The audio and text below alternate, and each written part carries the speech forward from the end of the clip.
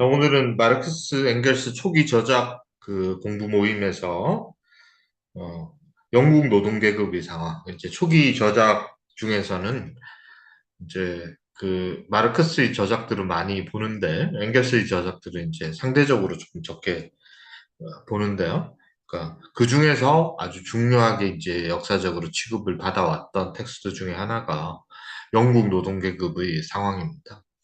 그러니까 이 텍스트가 마르크스주의, 뭐 마르크스 엥겔스의 사상이나 그 이후의 마르크스주의 전개에서 이제 중요하게 취급되는 이유는 일단 마르크스 엥겔스의 사상 형성 과정이나 자기들의 이제 협업 과정에서 되게 중요한 역할을 했기 때문이에요. 첫 번째가. 이제 이 책이 45년 3월에 출판이 되거든요. 그러니까 우리가 이제 앞서 다뤘던 경제학 철학 초고가 주로 44년에 1844년에 쓰여진 원고들이었잖아요. 그러니까 그 비슷한 시기에 쓰여진 거죠. 이게 43년에 출판됐지만 여기 서문에서 엥겔스 스스로가 밝히듯이 이게 상당히 품을 많이 들인 텍스트예요. 자료도 많이 보고 요즘으로 치면 이제 필드워크를 한 거죠. 사람도 많이 만나고 통계도 보고 실제로 답사도 가고 이렇게 하면서 쓰여진 책이거든요. 그래서 비슷한 시기에 그 당시에는 긴밀한 협력 관계가 없던 두 사람이 이제 쓴 텍스트였던 거죠. 그리고 실제로 이제 마르크스 스스로가 여러 번 이제 그 얘기를 했는데요. 이 엥겔스와의 협업과 그 이후의 이제 평생을 가는 협업에서 아주 중요한 영향을 줬다. 그러니까 협업을 하는 것이 좋겠다라고 이제 생각을 하고 판단을 하고 그리고 이 엥겔스라는 사람이 갖고 있는 생각, 이 사람의 지식 중에 이게 내가 배울 게 많겠구나라고 이제 느꼈던 것 중에 두 개의 텍스트를 마르크스 스스로가 얘기를 하는데 이제 제가 다른 강의에서도 얘기했듯이 어 이제 정치 경제학에 대한 엥겔스의 소논문 하나와 그다음에 이 바로 영국 노동계급 상황이라는 텍스트 두 개가 큰 영향을 줍니다. 왜냐하면 이 마르크스 엥겔스는 청년기에 만나서 평생을 아주 긴밀하게 협업을 했지만 한 사람인 것처럼 협업을 했지만 이 성장 과정이나 배경, 출신 배경은 상당히 많이 다르고, 특히 이제 협업을 시작하기 전까지 성인이 된 이후의 경험도 상당히 많이 차이가 납니다. 그래서 이제 어떻게 보면 다른 배경을 갖고 있는 두 사람이 서로의 각자의 장점을 이제 합칠 수 있었던 계기가 된 건데요. 이 텍스트 자체에서 우리가 읽으면 알 수 있듯이 엥겔스는 실천적 경험, 그러니까 실제의 경험을 상당히 많이 했던 사람이죠.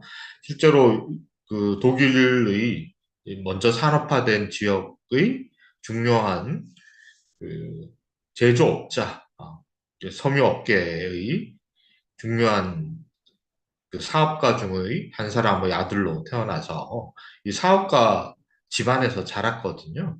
그래서 어릴 때부터 이제 자신의 아버지가 운영하는 공장에서 노동자들의 삶을 직접 목격했고, 이 공장이 어떤 식으로 운영이 되고 했던 거를 너무나 잘 알고 있었고, 그리고 이제 본인의 의지, 처음에는 이제 본인의 의지하고 상관없이 아버지가 사업을 물려받을 것을 이제 요구를 했고, 좀 갈등이 있었지만 어쨌든 그걸 받아들이게 됐는데요. 그래서 이 엥겔스 가문이 다른 가문들과 다른 자본가들과 협업해서 당시 산업의 그 제일의 중심지가 영국의 맨체스터였거든요. 맨체스터에 합자 회사를 설립하게 되는데 그 합자 회사의 경영을 일을 맡아서 평생 그 회사의 일을 하는 게 엥겔스의 주업이었죠. 그래서 실제로 이제 그 자본주의의 제일 선진적인, 그 당시 가장 선진적인 자본주의의 핵심을 당사자로서 잘 알고 있던 사람이었어요. 그래서 그 마르크스가 철학 베이스에서 출발을 했고, 상대적으로 산업이 발달하지 않은 지역에서 자라면서 또 노동자 계급의 실제 모습을 그것도 다수의 또 집단화된 노동자 계급을 실제로 목격할 기회가 없었던 데 비해서 엥겔스는 그거를 어릴 때부터 이제 접하고 있었고, 그리고 외국 생활도 먼저 시작했기 때문에 어, 프랑스나 벨기에나 영국에서 먼저 일어난 노동운동에 대해서도 먼저 경험을 했었죠. 그래서 이런 실제적인 노동자 계급에 대한 또는 자본주의에 대한 경험과 마르크스의 이제 철학적 그 배경에서 출발한 이론적 작업이 서로 결합해서 이 경우에는 뭐 이런 경우에도 배경이 다른 두 사람이 만났다고 해서 꼭 긍정적이고 생산적인 결과를 가져오지는 않을 수도 있는데 이 두 사람의 경우에는 각자의 장점을 서로 잘 어, 예, 합쳐서 생산성 있는 결과를 낳았던 것 같아요. 그래서 이제 이 영국 노동자 계급의 상황이란 텍스트가 바로 마르크스 엥겔스가 그 이후에 자신들의 지적인 성장의 과정에서 또 강조했던 현실주의, 어, 구체적이고 현실적인 그 연구 방법론, 또 저 사상의 형성 과정에서 구체성과 현실성이 가지는 지위 이런 거를 잘 보여주는 텍스트이기도 합니다. 음, 먼저 영국 노동계급의 상황의 서문에서 엥겔스가 자신이 이제 이 작업을 어떤 방법에 입각해서 이제 했는지를 아주 간단하게 이제 말해주고 있는데요. 뭐 아주 간단한 내용이긴 하지만 제가 지금 말씀드린 것처럼 마르크스 엥겔스가 이제 나중에 유토피아 사회주의라고 부르는 노선들이나 자유주의 또 고전주의 경제학에 맞서서 자유주의 철학, 고전주의 경제학에 맞서서 자신들만의 독자적인 노선을 확립하는 과정에서 이제 중요한 역할을 했던 방법론에 대한 얘기이기 때문에 같이 한번 보는 걸로 시작을 하겠습니다. 이렇게 서문에 보면은 뭐 스스로도 이제 좀 얘기를 하죠. 네가 뭔데 그런 책을 쓰냐. 그래서 내가 알만한 환경이 있었다. 그런 얘기를 하죠. 나는 여러분의 환경을, 여러분은 노동자들이에요. 노동자들에게 어, 야, 노동자들이, 넌 노동자도 아닌데, 니네들이 우리 상황을 뭘 아니? 네가 뭘 아니? 이렇게 말할 수 있으니까. 엥겔스가, 난 당신들의 상황을 충분히 알 만한 이렇게 상황에 있는 사람이다. 그 얘기를 하고요. 그러면서 그걸 좀 더 잘 알기 위해서 어떤 방식으로 접근했는지를 얘기를 하고 있습니다. 나는 그 환경을 알기 위해 진지하게 몰두했고 입수 가능한 여러 공식 문서들과 비공식 문서들을 연구했다. 나는 이것으로 만족하지 않았다. 나는 나의 주제에 관해 추상적으로 아는 것에 그치지 않고 여러분의 집에서 보고 싶었고 여러분의 일상생활을 관찰하고 싶었고 관찰이란 얘기가 나오죠. 이게 관찰이 엥겔스가 좋아하는 단어예요. 그 당시에 진보적 지식인들이 대체로 선호했던 연구 방법론, 그러니까 관찰이라는 게 상당히 중요했던 시기라는 거를 염두에 둬야 되겠죠.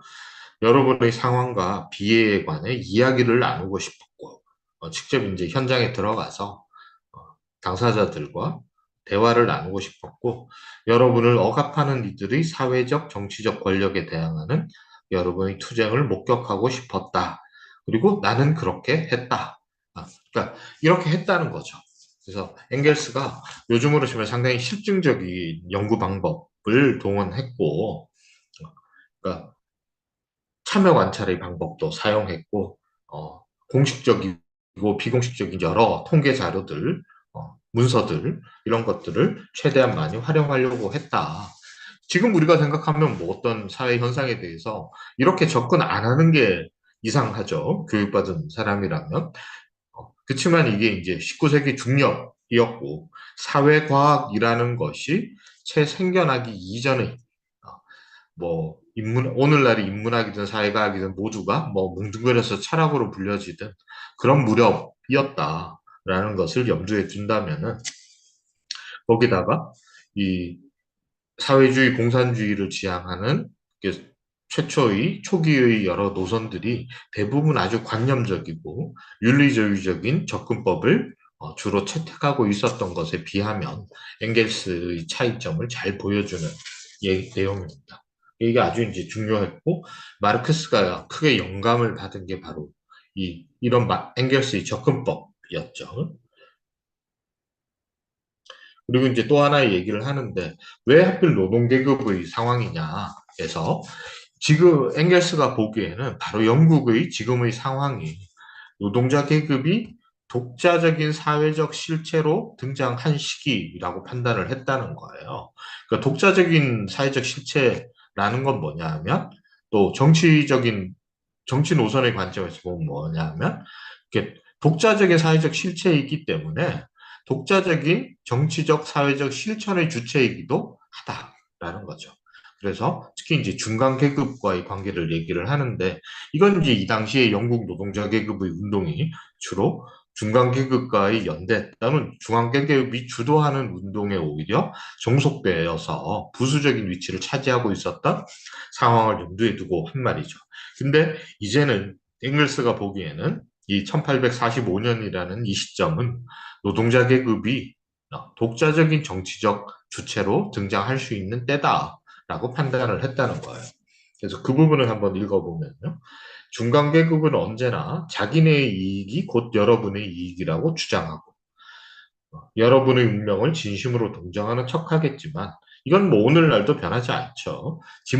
지배계급의 진보적 분파나 중간계급들은 항상 자신들의 정치적 힘의 부족을 하층계급, 노동자계급의 힘을 동원함으로써 보충하려고 하고 그때 항상 자기들과 노동자계급의 이해관계가 어떻게 일치하는가를 강변하지만 앵겔스가 여기서 얘기하는 것처럼 그들의 이익과 여러분의 이익은 정반대다. 이렇게 얘기를 하고 있습니다. 그래서 노동자 계급이 독자적인 정치적 주체가 되어서 자신들만의 이익을 위한 독자적인 노선을 택해야 된다. 이걸 얘기를 했죠. 이게 이제 아주 초기부터 마르크스와 협업을 하기 이전부터 이미 엥겔스의 출발에 있는 입장이었다. 이걸 좀 기억을 하시고요. 그 다음에 이제 끝에 좀 재밌는 얘기가 아주 중요한 얘기는 아니지만 좀 흥미로운 구절이 하나가 나오는데요. 이게 이제 영국의 노동 계급의 상황이잖아요. 근데 이제 아시겠지만 엥겔스는 독일 출생이죠. 그래서 물론 이게 지금 이제 우리가 21세기 또 20세기, 21세기를 거치면서 민족국가 단위의 세계 질서가 공고화된 시기 이전이기 때문에 자국, 외국 이런 구분이 오늘날하고는 개념이 완전히 다르고 훨씬 느슨해요. 특히 이제 유럽의 경우는 더 그렇거든요. 그랬거든요.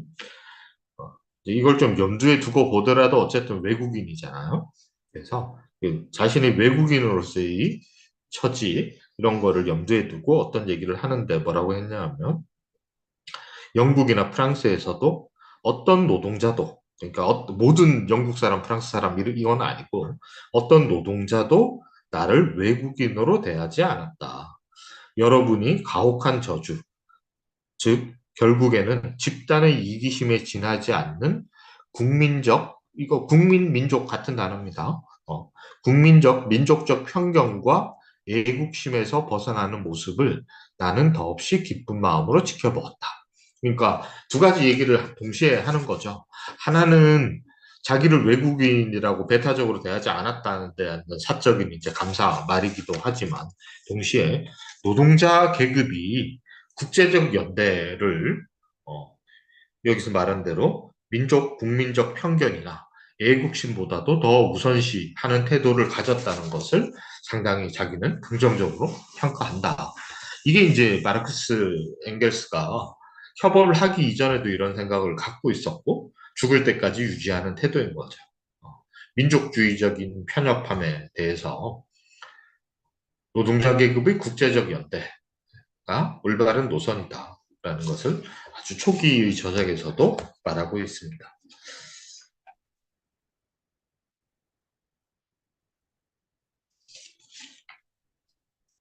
자, 그러면 이제 본문으로 이제 바로 들어가 보겠습니다. 그 텍스트가 우리가 제가 우리가, 네, 제가 강의했던 다른 텍스트들에 비해서는 분량이 좀 많죠. 제가 지금 이제 그 고민하고 있는 독일 이데올로기에 비하면 훨씬 분량이 적긴 하지만 다른 텍스트들에 비해서는 분량이 많은데 그건 당연히 이제 사례가 많기 때문입니다. 구체적인 사례를 아주 상세하게 어, 지금 전달하고 있는 텍스트이기 때문에 분량이 많을 수밖에 없는데요. 그래서 우리가 여기에 나오는 텍스트, 사례들을 같이 다 읽을 필요는 없을 것 같고요. 예, 여기에서 정리하고 있는 내용들 중심으로 엥겔스가 이제 그 사례들을 가지고 정리하고 있는 자신의 생각을 중심으로 같이 읽어 나가도록 할 텐데요. 일단 서론부터 보도록 하겠습니다. 서론을 보면서 제가 뭐 이 책 시간이 얼마나 소요될지는 모르겠는데요. 크게 오래 뭐 길게 같이 보게 되지는 않을 것 같은데요. 이 텍스트를 같이 읽으면서 이제 중간중간 계속 말씀을 드리겠지만 역사적으로 그러니까 역사적 자료로서도 이 책은 되게 중요한 책이고 그 당시 노동자 계급의 상황에 대한 기록물이니까요. 그렇기도 하지만 어, 그 마르크스 엥겔스 사상의 형성 과정에서도 제가 처음에 말씀드린 것처럼 형성 과정에서 영향을 줬다라는 것도 또 중요한 측면이긴 하지만 오늘날의 관점에서도 이 책에서 제기하고 있는 여러 가지 아이디어들은 상당히 좀 의미 있다고 생각을 합니다. 이게 어떤 측면인지를 이제 텍스트 보면서 좀 말씀을 드리도록 할게요. 자, 맨 먼저 서론에서 어떤 얘기로 시작을 하냐 하면 영국 프롤레타리아트의 역사는 증기기관과 면화를 가공하는 기계류의 발명과 더불어 지난 세기 후반기에 시작되었다. 이제 산업혁명의 발생을 지금 얘기한 거죠. 자, 산업혁명 발생이 뭐 이렇게 우리는 초등학생도 배우는 내용이잖아요. 증기기관 얘기하는 거.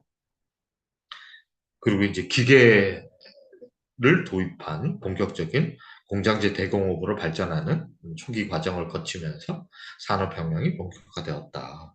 이런 얘기를 했는데 프롤레타리아트의 역사를 얘기를 하는 데 있어서도 프롤레타리아트의 등장은 사회적 집단으로서의 등장은 기계류의 발명과 더불어 시작되었다. 이렇게 얘기를 하죠. 이게 아주 중요한 얘기입니다. 그래서 이 책 내내 이 기계 문제에 대해서 되게 중요한 얘기를 하고 있어요. 자, 제가 이제 기계 얘기하면은 마르크스주의, 특히 이제 마르크스 역사유물론에 대해서 좀 기본적인 지식을 갖고 계신 분들은 이게 이제 생산력 문제하고 나중에 긴밀하게 연결된다는 걸 금세 아실 텐데요.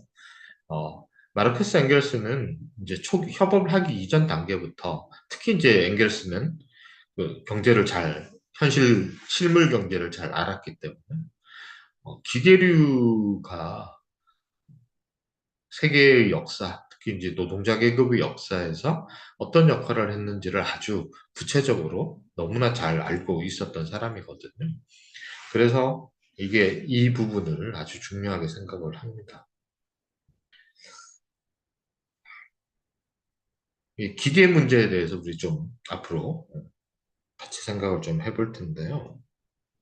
이 문장만 보더라도 프롤레타리아트, 그러니까 노동자 계급은 사람들이잖아요. 근데 생물학적 종으로서의 인간이나 혹은 개인으로서의 인간은 따로 일단 우리 머릿속으로 생각하기로는 다른 사람이나 자연 환경이나 주변의 자연 환경과 따로 떼서 독자적으로 우리 생각하거나 관찰하거나 할 수 있죠. 제가 지금 이제 혼자 앉아서 얘기를 하고 있단 말이에요. 물론 이제 온라인으로 다른 분들이 듣고 계시지만 어쨌든 저 혼자 나라는 사람으로서 혼자 떨어져서 존재할 수 있어요. 물론 이제 장기적으로 불가능하지만 그렇단 말이에요. 그래서 우리는 자꾸 어떤 생각을 하냐 하면 인간은 다른 외부의 어떤 것과 구별되는 존재다. 이건 개념적으로는 구분되죠. 그렇지만 어, 개념적으로 보면 현실에서는 사실 그 경계가 모호하죠. 뭐 이 얘기는 우리가 철학적인 얘기니까 길게는 하지 않을게요.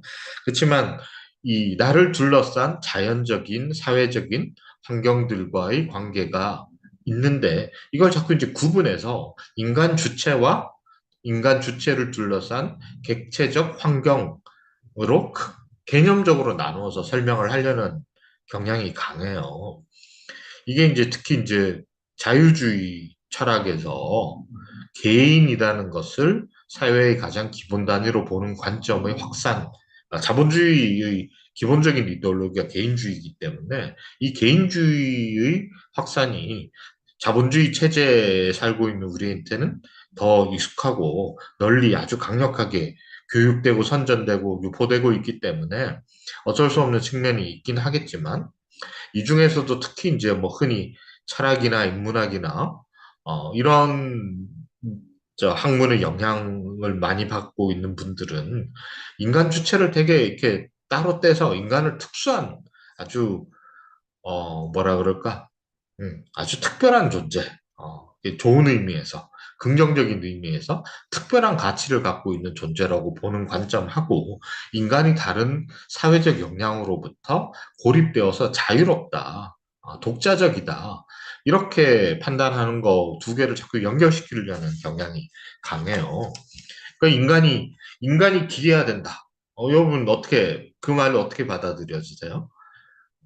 긍정적인 뉘앙스예요, 부정적인 뉘앙스예요. 부정적인 뉘앙스로 대체로 쓰이죠, 우리 문화 속에서는. 인간을 기계처럼 다룬다. 인간을 함부로 대한다. 이런 뜻 아니에요? 인간이 기계의 일부가 되었다. 인간성을 상실했다. 이렇게 느끼잖아요. 음. 그래서 이제 이런 어떻게 보면 인문학적 통념이 자본주의 사회는 또 권장되고 의도적으로 유포되기 때문에 이게 마치 뭐 자본주의, 사회주의라는 문제하고 상관없이 인간의 존엄성, 인간의 권리, 인간의 뭐 자율성, 이런 문제하고 연결된다는 윤리적이거나 인문학적인 어떤 선입견이 실제 인간의 존재 방식, 실제로 인간이 어떻게 사느냐에 대한 문제에 대해서 잘 못 보게 하는 역할을 하는 것 같아요.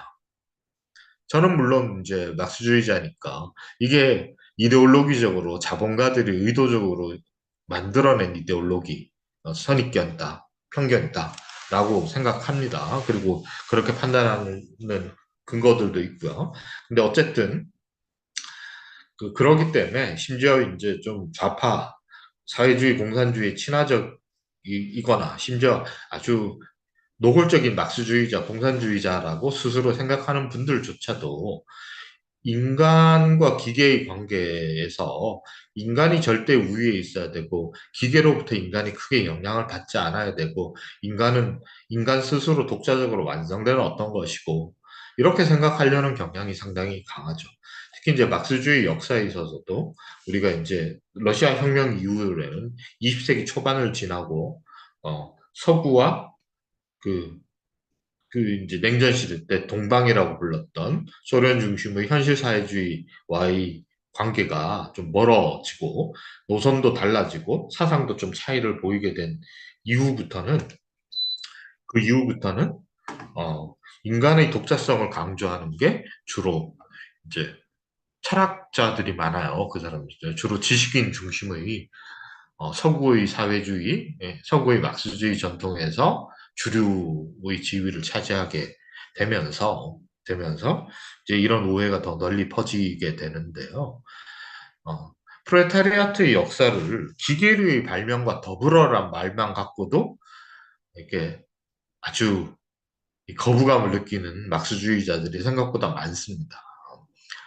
노동자 계급은 노동자 계급 스스로의 힘이지. 또 이거를 사회적 관계 정도는 내가 용인해 주겠는데 기계류의 발명과 더불어 이렇게 얘기하는 거는 그 인간의 자율성이나 존엄성에 대한 공격이야. 이렇게 탁 느끼는 그 막스주의적 전통이 상당히 강하다. 이거를 좀 염두에 두셨으면 좋겠습니다. 근데 엥겔스는 그렇게 보지 않는다.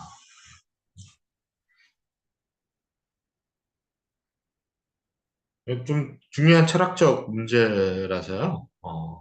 그리고 이 책 전반을 제가 중요하게 생각하고 또 실제로 이제 제가 개인적으로 그렇게 저 혼자 그렇게 생각하는 게 아니라 마르크스주의 전통에서 노동자 계급이 사회 변혁과 새로운 사회 건설의 주체이잖아요. 그리고 노동자 계급은 단어 그대로 집단적 주체란 말이에요. 이 집단적 주체가 어떻게 형성되고 어떻게 힘을 키워가고 또 어떤 때는 힘을 잃고 그러면서 어떻게 이 기존 사회의 전복과 새로운 사회의 건설을 할 수 있게 되느냐를 설명을 하려면 노동자 계급의 구체적인 모습에 대해서 아주 잘 과학적으로 이해해야만 하는 거잖아요. 근데 이 노동자 계급의 구체적인 그 조건, 크게 이제 이론적으로 나누면 주로 이제 생산 방식과 생활 방식 두 측면에서 접근을 하는 게 일반적인 방식인데요. 그러니까 이 두 가지를 아주 구체적으로 하고 있는 그 최초의 저작이 바로 이 책입니다. 근데 우리는 여기에서 아까 말했듯이 이 노동자 계급이 관념적인 인간 개인, 인간 주체처럼 자유주의자, 개인주의자들이 생각하는 또는 이제 인문학자들이 생각하는 그런 독자적인 주체인 것처럼 착각을 하게 되면 그 노동자 계급이 실제로 자신들이 생산하고 생활하는 구체적 과정 속에서 어떻게 주변 환경이나 자기들끼리 관계를 맺으면서 집단적 주체로 형성이 되고 힘을 키워나가거나 변화하고 또 혁명의 주체가 될 수 있는지를 설명하는 데 있어서 구체적 조건을 다 잃어버리게 되죠.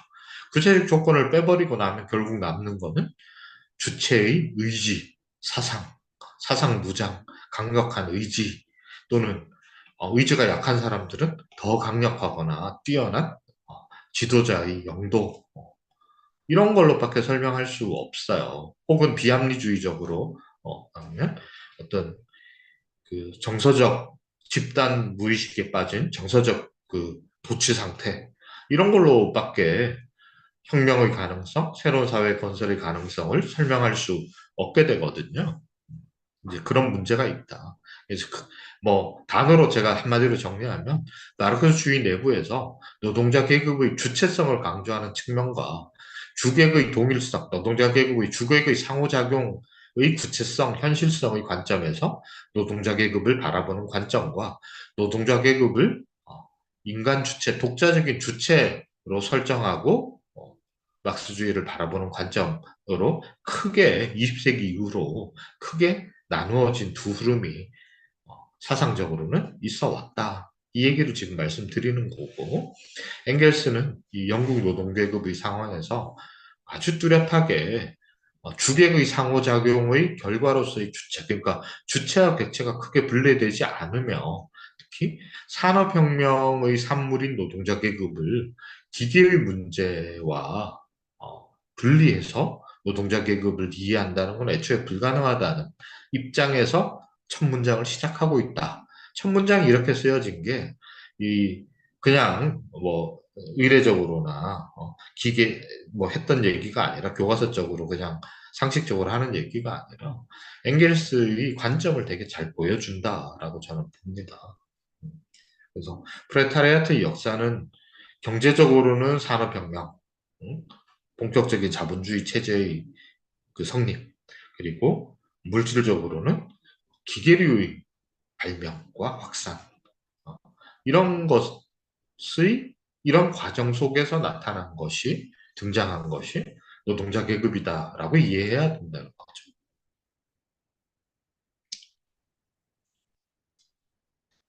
이게 뭐, 왜 중요한지를 아마 막스주의 역사의 대충의 흐름을 아시는 분들은 제가 이 얘기를, 똑같은 얘기를 좀 길게 하는 이유를 아마 아실 거고요. 그렇지, 거기에 대한 배경이 없으신 분들이라도 제가 이 책을 끝까지 읽으면서 그게 어떤 의미인지를 좀 반복해서 설명을 드리도록 하겠습니다. 그 다음 얘기는 무슨 얘기냐 하면은, 어, 자, 그렇다고 해서 엥겔스가 인간이 노동자 계급이 기계에 종속되는 게 좋다 이렇게 얘기했던 거 아니에요. 그거를 비판하려고 이 책을 쓴 거예요. 근데 이제 단순하게 기계와 인간을 분리시켜서 주체, 객체 이렇게 나누는 게 현실적이지 않다라고 봤다는 거예요. 그래서 이런 얘기를 합니다. 텍스트로 43, 한글 번역판 43페이지인데요. 중간쯤에 보면요. 산업혁명은 노동자들을 그야말로 기계로 만들어버리고 그들에게서 자립적인 활동의 마지막 흔적까지 없애버린다. 이게 이제 영국 제조업이 낳은 결과라는 거예요. 그래서 그렇긴 하지만 어쨌든 인간은 이게 긍정적이든 부정적이든 평가 이전에 인간, 그 중에서도 특히 노동자 계급의 실존의 구체적인 양상은 기계와의 관계에서 상당히 영향을 받는다라는 것을 반복해서 얘기를 하고 있습니다. 그뿐만 아니라 이 역사적 과정에서 있어서도 기계, 즉 생산 도구의 발전이 낳은 역사적 변화가 얼마나 큰 건가 이걸 얘기를 합니다. 제가 이 얘기하니까 또 생각나는 건데 그 막스주의를 아는 분이나 모르는 분이나 좀 이중적인 태도를 보이는 것 같아요. 특히 이제 그 막스주의를 싫어하시는 지식인들이 거의 공통적으로 가지는 태도 중에 하나가 특히 이제 스탈린주의라고 따로 떼기도 하고 막스주의를 통째로 얘기도 하기도 하면서 생산력주의자다, 또 결정론자다, 경제적 조건, 특히 생산 도구가 인류의 역사의 변화에 크게 영향을 미친다는 것을 아까 얘기했던 대로 마치 인간의 존엄성, 인간의 자율성에 대한 무시, 인간이라는 걸 객관적 조건에 의해 결정되는 장기판의 말처럼 본다. 이렇게 막 화를 내는 분들이 많죠. 그런데 요즘 모든 미디어 보시면 AI 얘기가 없는 매스미디어 없잖아요. AI가 생산 도구 중에 하나잖아요. 기술, 기계의 발명이 우리 삶을 완전히 지배할 것처럼 호들갑 떠는 거는 오히려 자본가들이나 자본주의 이데올로그들이에요.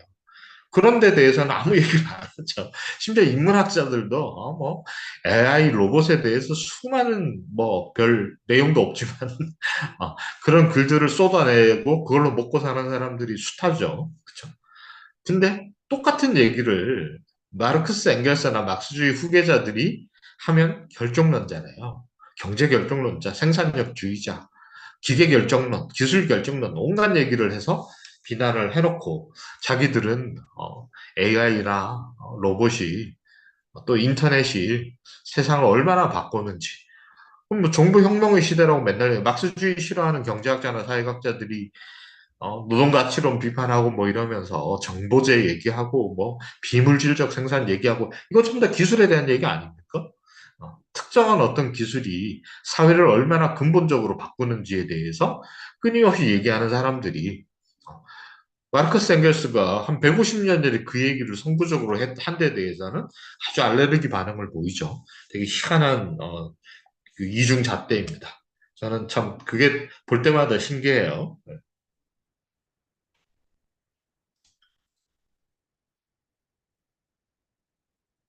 자, 그러면서 어쨌든 이 기계류의 확산과 함께 시작된 그 제조업 중심의 산업혁명이 어떤 결과, 특히 프롤레타리아트의 역사에서 어떤 결과를 낳았는지를 하나씩 얘기를 하는데, 먼저 얘기하는 게 이제 분업을 얘기를 합니다. 분업이 이제 아주 중요한, 실제로 아담 스미스부터 시작해서 분업이 이, 그 당시의 그 국민경제학자들에게도 아주 중요한 연구 주제였잖아요. 그래서 마르케스 엥겔스는 이 자본주의에서 노동자 계급의 상황의 변화에서 이 분업이라는 것이 아주 두드러진 중요한 문제라고 생각을 해요. 그래서 단순하게 작업장에서의 분업뿐만 아니라 사회적으로까지 이 분업이 확산되는 게 자본주의 사회에서 아주 핵심적인 현상이다. 라고 봅니다. 그래서 이제 여기서도 분업이 중요한 결과물이고 또 하나는 농업, 그러니까 산업화이잖아요. 산업혁명 이전에 사회는 대부분 이제 농업에 기반한 사회였잖아요. 그리고 이제 농사를 짓는 주체인 농민들이 이 농업에 여전히 종사하는 사람들조차도 사회적 관계가 변화됐다는 걸 얘기를 합니다. 그래서 어, 농노라든지 소작농이라든지 자영농이라든지 이렇던 사람들이 농업 프롤레타리아트로 전환되는 사례를 이제 가볍게 언급을 하죠. 그러니까 이게 이제 프롤레타리아트가 산업혁명에 의해서 어떻게 이제 등장하는가를 보여주기 위해서 이런저런 사례들을 얘기를 하는 거죠. 그리고 이제 제조업에 있어서도 이전에 이제 수공업에 종사하던 장인이나 도제들이나 이런 수공업 노동자들에 비해서 기계제 공장에서 노동자들의 지위가 어떻게 변화하고 대부분 이제 아주 몰락하죠. 어떻게 주변적 지위로 기계에 의해서 밀려나는지 이런 게 이제 프레타리아트 역사에서 중요하다 이렇게 얘기를 하면서 이제 기계 하나를 사례로 들면서 이제 정리하는 말을 합니다. 46페이지 하단에 나오는데요. 제니 방적기. 당시에 아주 널리 퍼졌던, 그러니까 저 방적 산업의 효율성을 비약적으로 높였던 기계입니다. 제니 방적기처럼 어설픈 기계 하나가 하층 계급들의 사회적 조건을 송두리째 바꿨음을 살펴보았다. 자, 이 얘기를 하죠. 그러니까 노동자 계급의 처지 변화에 가장 큰 영향을 직접적으로 영향을 준 게 바로 특정한 기계의 발명과 확산이라는 거예요. 그래서 정교하게 조정되는 기계들, 원료를 받아들여 직무를 내놓는 기계들로 이루어진 완전하고 상호 의존적인 체계가 불러온 결과에 놀랄 이유는 없다. 생산수단, 특히 이제 기계가 사회 조건에 미치는 영향을 얘기를 하고 있죠. 우리 지금도 뭐 오늘 낮에도 그런 기사들 숱하게 여러 편을 봤는데 AI가 뭐 여러 분야에서 어떻게 일자리를 변화시킬까 이런 거 오늘날의 제일 핫 이슈잖아요. 그렇죠? 그런 얘기도 마르크스 앵겔스가 했다 그러면 화를 내고 아마 제가 그런 실험 한번 해보고 싶은데 옛날에 콜라 블라인드 테스트 한 것처럼 똑같은 내용을 누가 말했는지 지우고 한번 읽혀줘 보면 상당히 반응이 다를 거예요. 어, 자본주의 사회에서 자본주의 이데올로그 중에 아주 유명한 사람이 비슷한 얘기 한 거에 마르크스 앵겔스가 했다는 꼬리표를 붙이고 마르크스 앵겔스가 했다는 말에 자본주의 사회에서 유명한 석학들의 이름을 붙이면 사람들이 다 다른 반응을 보일 거라고 저는 확신합니다. 예. 자, 그 다음에 이제 기계 얘기를 했고, 그 다음에 이게 이제 생산 조건이죠. 생산 조건의 변화가 프롤레타리아트를 낳았고, 또 하나는 생활 조건, 생활 방식의 변화도 초래했다. 이 두 가지 얘기를 계속합니다. 그러니까 영국 노동자 계급의 상황인데 이 상황은 크게 나눠서 작업장에서 어떻게 하느냐, 그리고 어떻게 생활하느냐 하는 이게 크게 두 가지로 개념적으로 구분을 하는데요. 사실 생산 방식이라는 것도 어떻게 보면 생활 방식 중에 하나죠. 뭔가를 생산해야 우리 이제 먹고 사니까 생존을 유지할 수 있으니까. 근데 인류는 어쨌든 과거에서도 그렇고 오늘날도 그렇고 생활하는 과정 중에 시간으로 따지면 우리가 살아가는 시간 중에 절반 이상을 상당히 많은 시간을 생산에 쏟아 부어야만 생존할 수 있는 조건을 대부분의 인류는 갖고 있죠. 그렇기 때문에 크게 사실 논리적으로 따지자면 생산도 생활의 한 가지이지만 이게 워낙 큰 비중을 차지하니까 독자적으로 따로 떼고 그리고 이 생산하지 않을 때 쉽게 말해서 우리가 이제 일하지 않을 때 먹고 사는 일을 하지 않을 때 나머지 시간 이렇게 이제 나누는 게 일반적인 이제 방식이죠.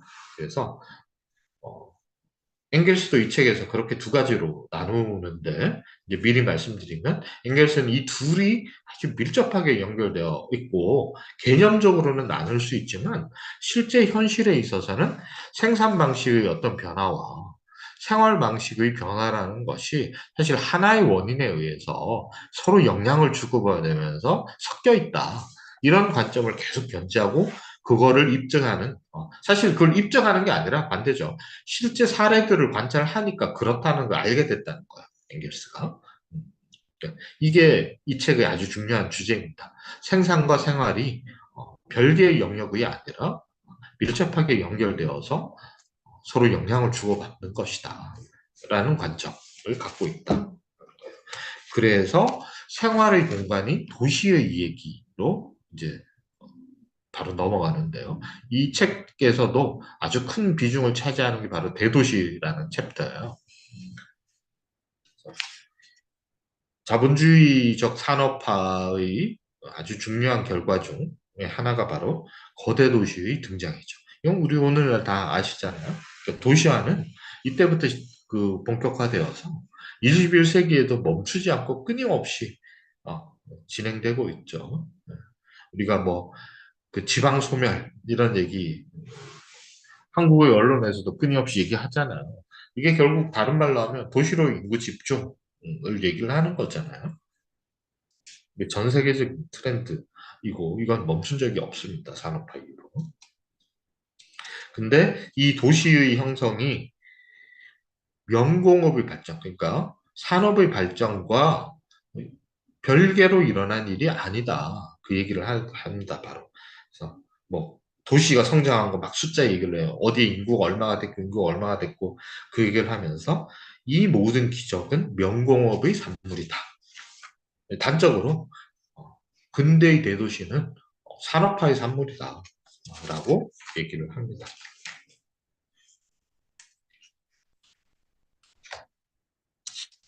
그래서 이제 거의 관련된 사례들을 쭉 얘기를 하고요.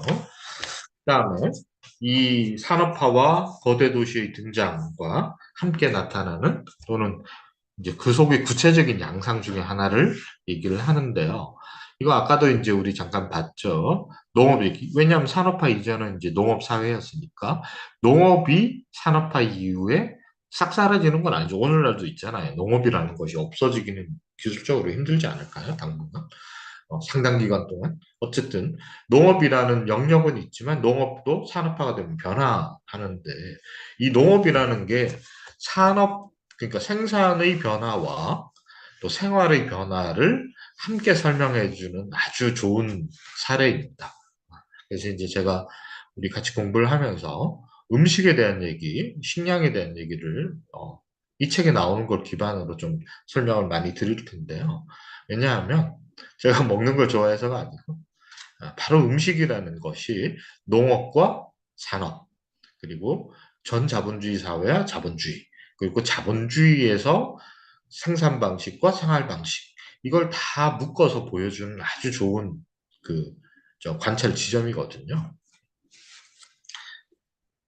앵겔스가 이제 53페이지에서 어떤 얘기를 언급하는, 이게 서론이니까 뒤에 다 자세하게 나오는 얘기를 미리 하는 겁니다.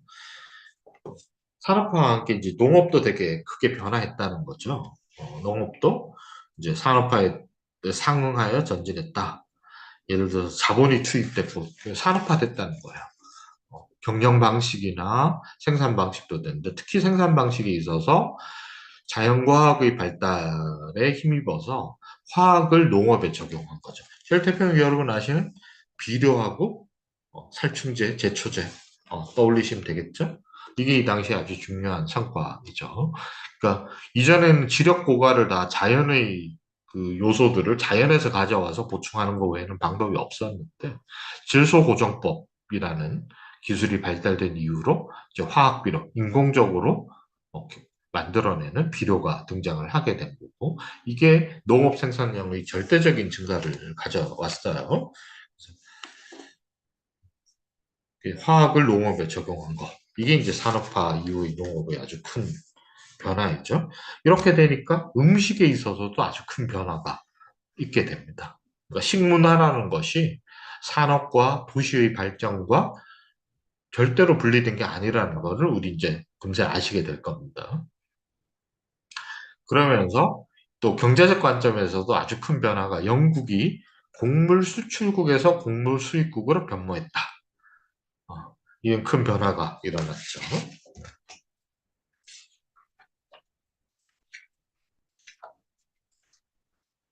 그 다음으로는요. 그래서 지금 여러 분야의 얘기를 하고 이 모든 변화가 여기서는 이제 산업혁명의 역사가 60년쯤 됐다. 저 45년에 쓴 책이니까요. 60년이나 뭐 80년쯤 됐다. 근데 이때 이런 큰 변화의 중요한 결과가 중에 하나가 바로 프레타리아트의 등장이다. 이렇게 얘기를 합니다. 그러니까 제가 지금 앞에 여러 사례들과 함께 이 얘기를 읽은 이유가 뭐냐면 서론에서 앵겔스가 보여주는 게 정치, 경제적, 또 산업적 변화, 또 일상생활 공간의 생활 방식의 변화 이런 것들이 다 총체적으로 프레타리아트 계급을 낳았다. 프레타리아트 계급이라는 건 이 총체적 과정의 하나이다. 이렇게 이해를 해야 된다는 거죠. 그래서 우리가 프레타리아트를 이해할 때 정치적 주체 또는 사회혁명의 주체 또 생산의 주체 또 노동자 문화의 또 주체 뭐 이런 등등으로 다 분리해서 이건 개념적으로 구분하는 거지만 프레타리아트는 이 모든 여러 측면들이 총체로서 실제로 존재한다라는 것을 분명히 인식해야 된다는 거예요. 그래서 노동계급의 상황을 얘기를 할 때도 총체적인 상황을 다 얘기를 하려고 알아보려고 하는 것이 엥겔스의 중요한 접근법이었다는 거예요. 제가 이 말씀을 왜 드리냐면 우리 오늘날 이제 예를 들어 이런 얘기를 하죠. 노동자 계급이 자신들이 처지를 바꾸고 사회를 바꾸려면 역량이 커져야 돼. 힘이 커져야 돼. 이렇게 얘기를 하지만 2024년 한국의 상황을 놓고 봅시다. 한국에서 노동운동에 종사하는 노동에 관련된 수많은 사람들이 다 동의할 거예요. 한국 노동자 계급의 힘이 강해져야 사회가 바뀌어. 자본주의를 극복할 수 있어 등등 얘기를 할 텐데 그럼 뭐가 노동자 계급의 힘이야? 이렇게 말했을 때 어떤 사람들은 기존의 보수 정당에 표를 던져주는 거, 또 어떤 사람은 독자적인 정당을 만드는 거, 어떤 사람은 제도 내 정당으로는 안 된다고 생각하고 비합법적이거나 더 혁명적인 조직체를 만들어야 된다고 생각하기도 하고, 어떤 사람은 전의당을 그게 전의당이어야 된다고 생각하기도 하고, 어떤 사람은 또 다른 형태여야 된다고 생각하기도 합니다. 근데 이 대부분의 논의들은 사실 정치적 힘만을 얘기를 하죠. 이때 노동자 계급이 힘이 강해져야 이 운동이 잘 돼. 라고 할 때는 정치적 힘만을 얘기를 하지. 여기서처럼 경제적, 문화적, 생물학적, 특히 생물학적 측면을 조금 더 나누면 어떤 음식을 먹고, 어떤 조건에서 숨 쉬고, 어떤 데서 잠을 자고, 어떤 데서 애를 낳고, 애를 어디서 어떻게 키우고, 이런 문제는 빠져 있는 경우가 대부분이에요. 오히려 이런 노동자들의 삶의 구체적 조건들은 정치적 힘을 가진 다음에 그 결과로 도래하게 되는 좋은 사회에서 저절로 주어지는 어떤 시혜적인 산물, 복지 정책의 구체적인 어떤 한 가지 이런 것처럼 축소해서 이해하는 경우가 저는 훨씬 많은 것 같아요. 근데 마르크스 엥겔스는 그런 식으로 접근하지 않습니다. 노동자 계급의 힘을 얘기를 할 때는 이 모든 것, 정치, 경제, 사회, 문화, 생물학, 그리고 그것이 결합되어 있는 의식주, 이런 것들을 다 그리고 또 그것과 관련된 질병, 노화, 부상, 장애, 이런 것들을 다 얘기를 합니다. 이게 함께 붙어 있기 때문에 그런 거예요. 이게 총체적으로 서로 연결되어 있어서 서로 영향을 주고 있기 때문인 거예요. 어떤 국면에서는 어떤 것이 더 중요한 국면도 있겠지만 이것을 분리해서 생각하면은 현실에서의 노동자 계급이 아니게 되는 거예요. 그래서 이건 제 개인적인 생각입니다. 최소한 2024년에 한국의 노동운동 진영은 노동자 계급의 상태와 노동자 계급의 힘에 대해서 얘기를 할 때 아주 협소하게 정치적 힘, 그 중에서도 더 슬픈 것은 상당히 많은 그 부분이 제도 정치 내에서의 득표, 이런 걸로 아주 협소하게 노동자 계급을 바라보고 있지 않을까. 바라보고 있다고 저는 좀 생각을 해요. 그런 문제의식 때문에 엥겔스의 이 텍스트가 그게 마르크스주의 입장은 아니다. 마르크스 엥겔스가 노동자 계급을 생각했던 방식이 아니다. 라는 것은 제가 좀 확인시켜 드리고 싶은 것도 이 텍스트를 강의하는 중요한 이유 중에 하나입니다. 자, 그 다음으로 좀 넘어가죠. 그래서 이 얘기, 엥겔스가 그 얘기합니다. 노동자 계급의 총체적 모습을 드러내는 이유가 아까 서문에서 얘기했던 것처럼 프레타리아트는 독립적으로 행동할 위치에 처음으로 서게 되었다. 이렇게 본 거예요. 노동자 계급을 하나의 독자적인 주체로 지금 관찰해야 된다. 독자적인 주체가 되고 있기 때문에 이걸 독자적으로 우리가 이해해야 된다. 이게 엥겔스가 이 책을 쓴 중요한 동기였던 겁니다. 그거의 표현 중에 하나가 사회적, 정치적, 경제적으로 독자적인 노선을 가지게 될 거라는 거죠. 가져야만 한다는 거죠. 이 얘기를, 이게 이제 앵겔스의 출발점이라고 이제 거듭 말씀을 드리는 거예요. 자, 이제 서론에서 중요한 얘기는 다 했고요. 이제 다음 챕터로 넘어갈 텐데요. 첫 번째 챕터가 당연히 산업 프롤레타리아트, 제일 관심이 많은 집단이니까요. 그리고 이 당시에는 노동자는 주로 산업 프롤레타리아트를 의미를 했으니까요. 산업 프롤레타리아에 대한 이야기부터 논의를 시작을 합니다.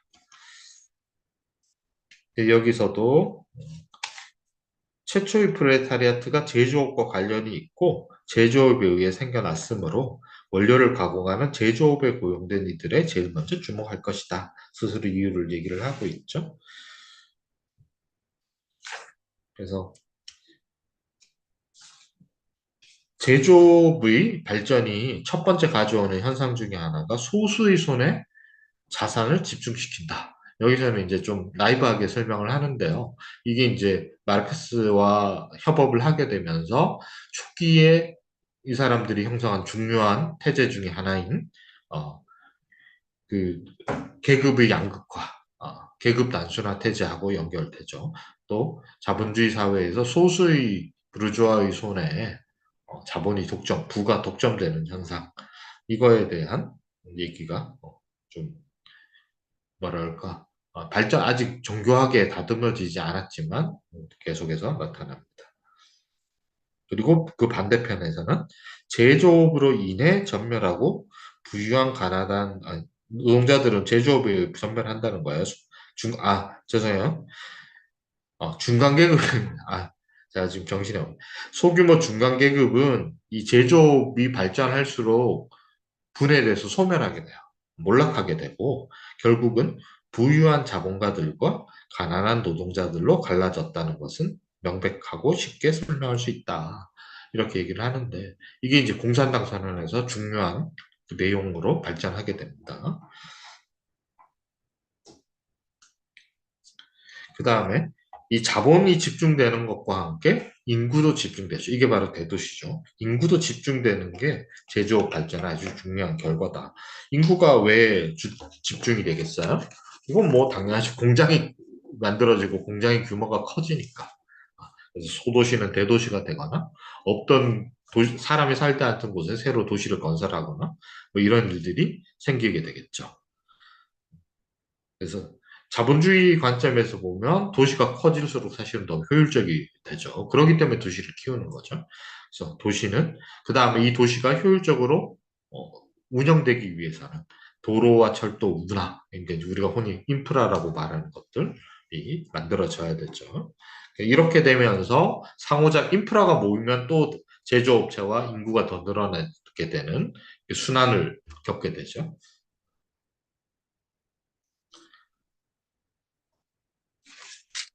이제 도시의 확대. 근데 앵겔스는 여기서 이제 노동자 계급의 상황을 보니까 여기서 아주 재밌는 통찰을 하는데요. 어, 이런 도시들에서 프레타리아트들이 절대 다수를 차지하게 된다. 어, 인구 구성상 그렇게 되겠죠. 이제 그들이 어떻게 지내고 대도시가 그들에게 어떤 영향을 미치는지 살펴보자. 이것도 제가 계속해서 강조하는 앵겔스의 방법론을 보여주고 있는 거죠. 그러니까 프레타리아트가 어떻게 사는지 이렇게 보는 게 아니라 프레타리아트가 어떻게 사는지는 대도시라는 생활의 환경이, 객관적 환경이 영향을 미치기도 한다. 그러니까 끊임없이 상호작용한다. 그러니까 자본가들이 자신들의 이익을 위해서 도시를 건설하고 노동자들은 거기에서 살게 되고 그러면서 도시에 살게 되지만 동시에 살게 된 조건으로서의 대도시가 노동자들의 삶에 다시 영향을 미치고 노동자들은 또 거기에서 어떤 식으로든 대응을 하게 되겠죠. 이런 하나의 과정으로서 노동자 계급을 이해해야 된다고 보는 거예요. 총체적 과정으로서의 노동자 계급이라는 거예요.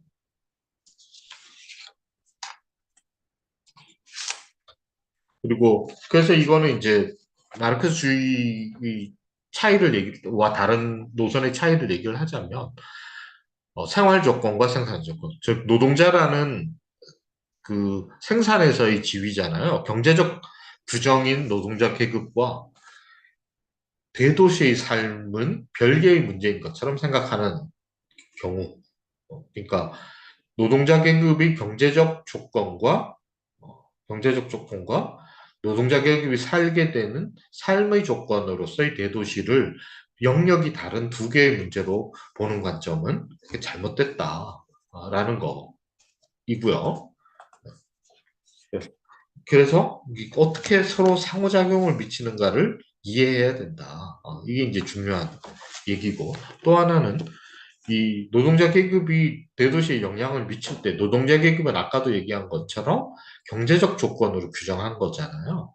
그래서 노동자 계급을 만든 자본주의의 구조적 조건이 대도시에도 역시 영향을 미친다. 그러니까 이거를 지리학적으로, 인문학적으로, 뭐 문화적으로, 건축학적으로 이렇게 자꾸 따로 떼서 보는 거는 이 도시라는 현상을 이해할 수 없게 만든다라는 거예요. 뒤에도 이제 그런 얘기를 합니다. 특히 이제 요즘 한국에 뭐 유튜브에도 그렇고 인문학 콘텐츠들이 쏟아지는데 건축가들이 되게 인기 있는 분들 중에 있죠.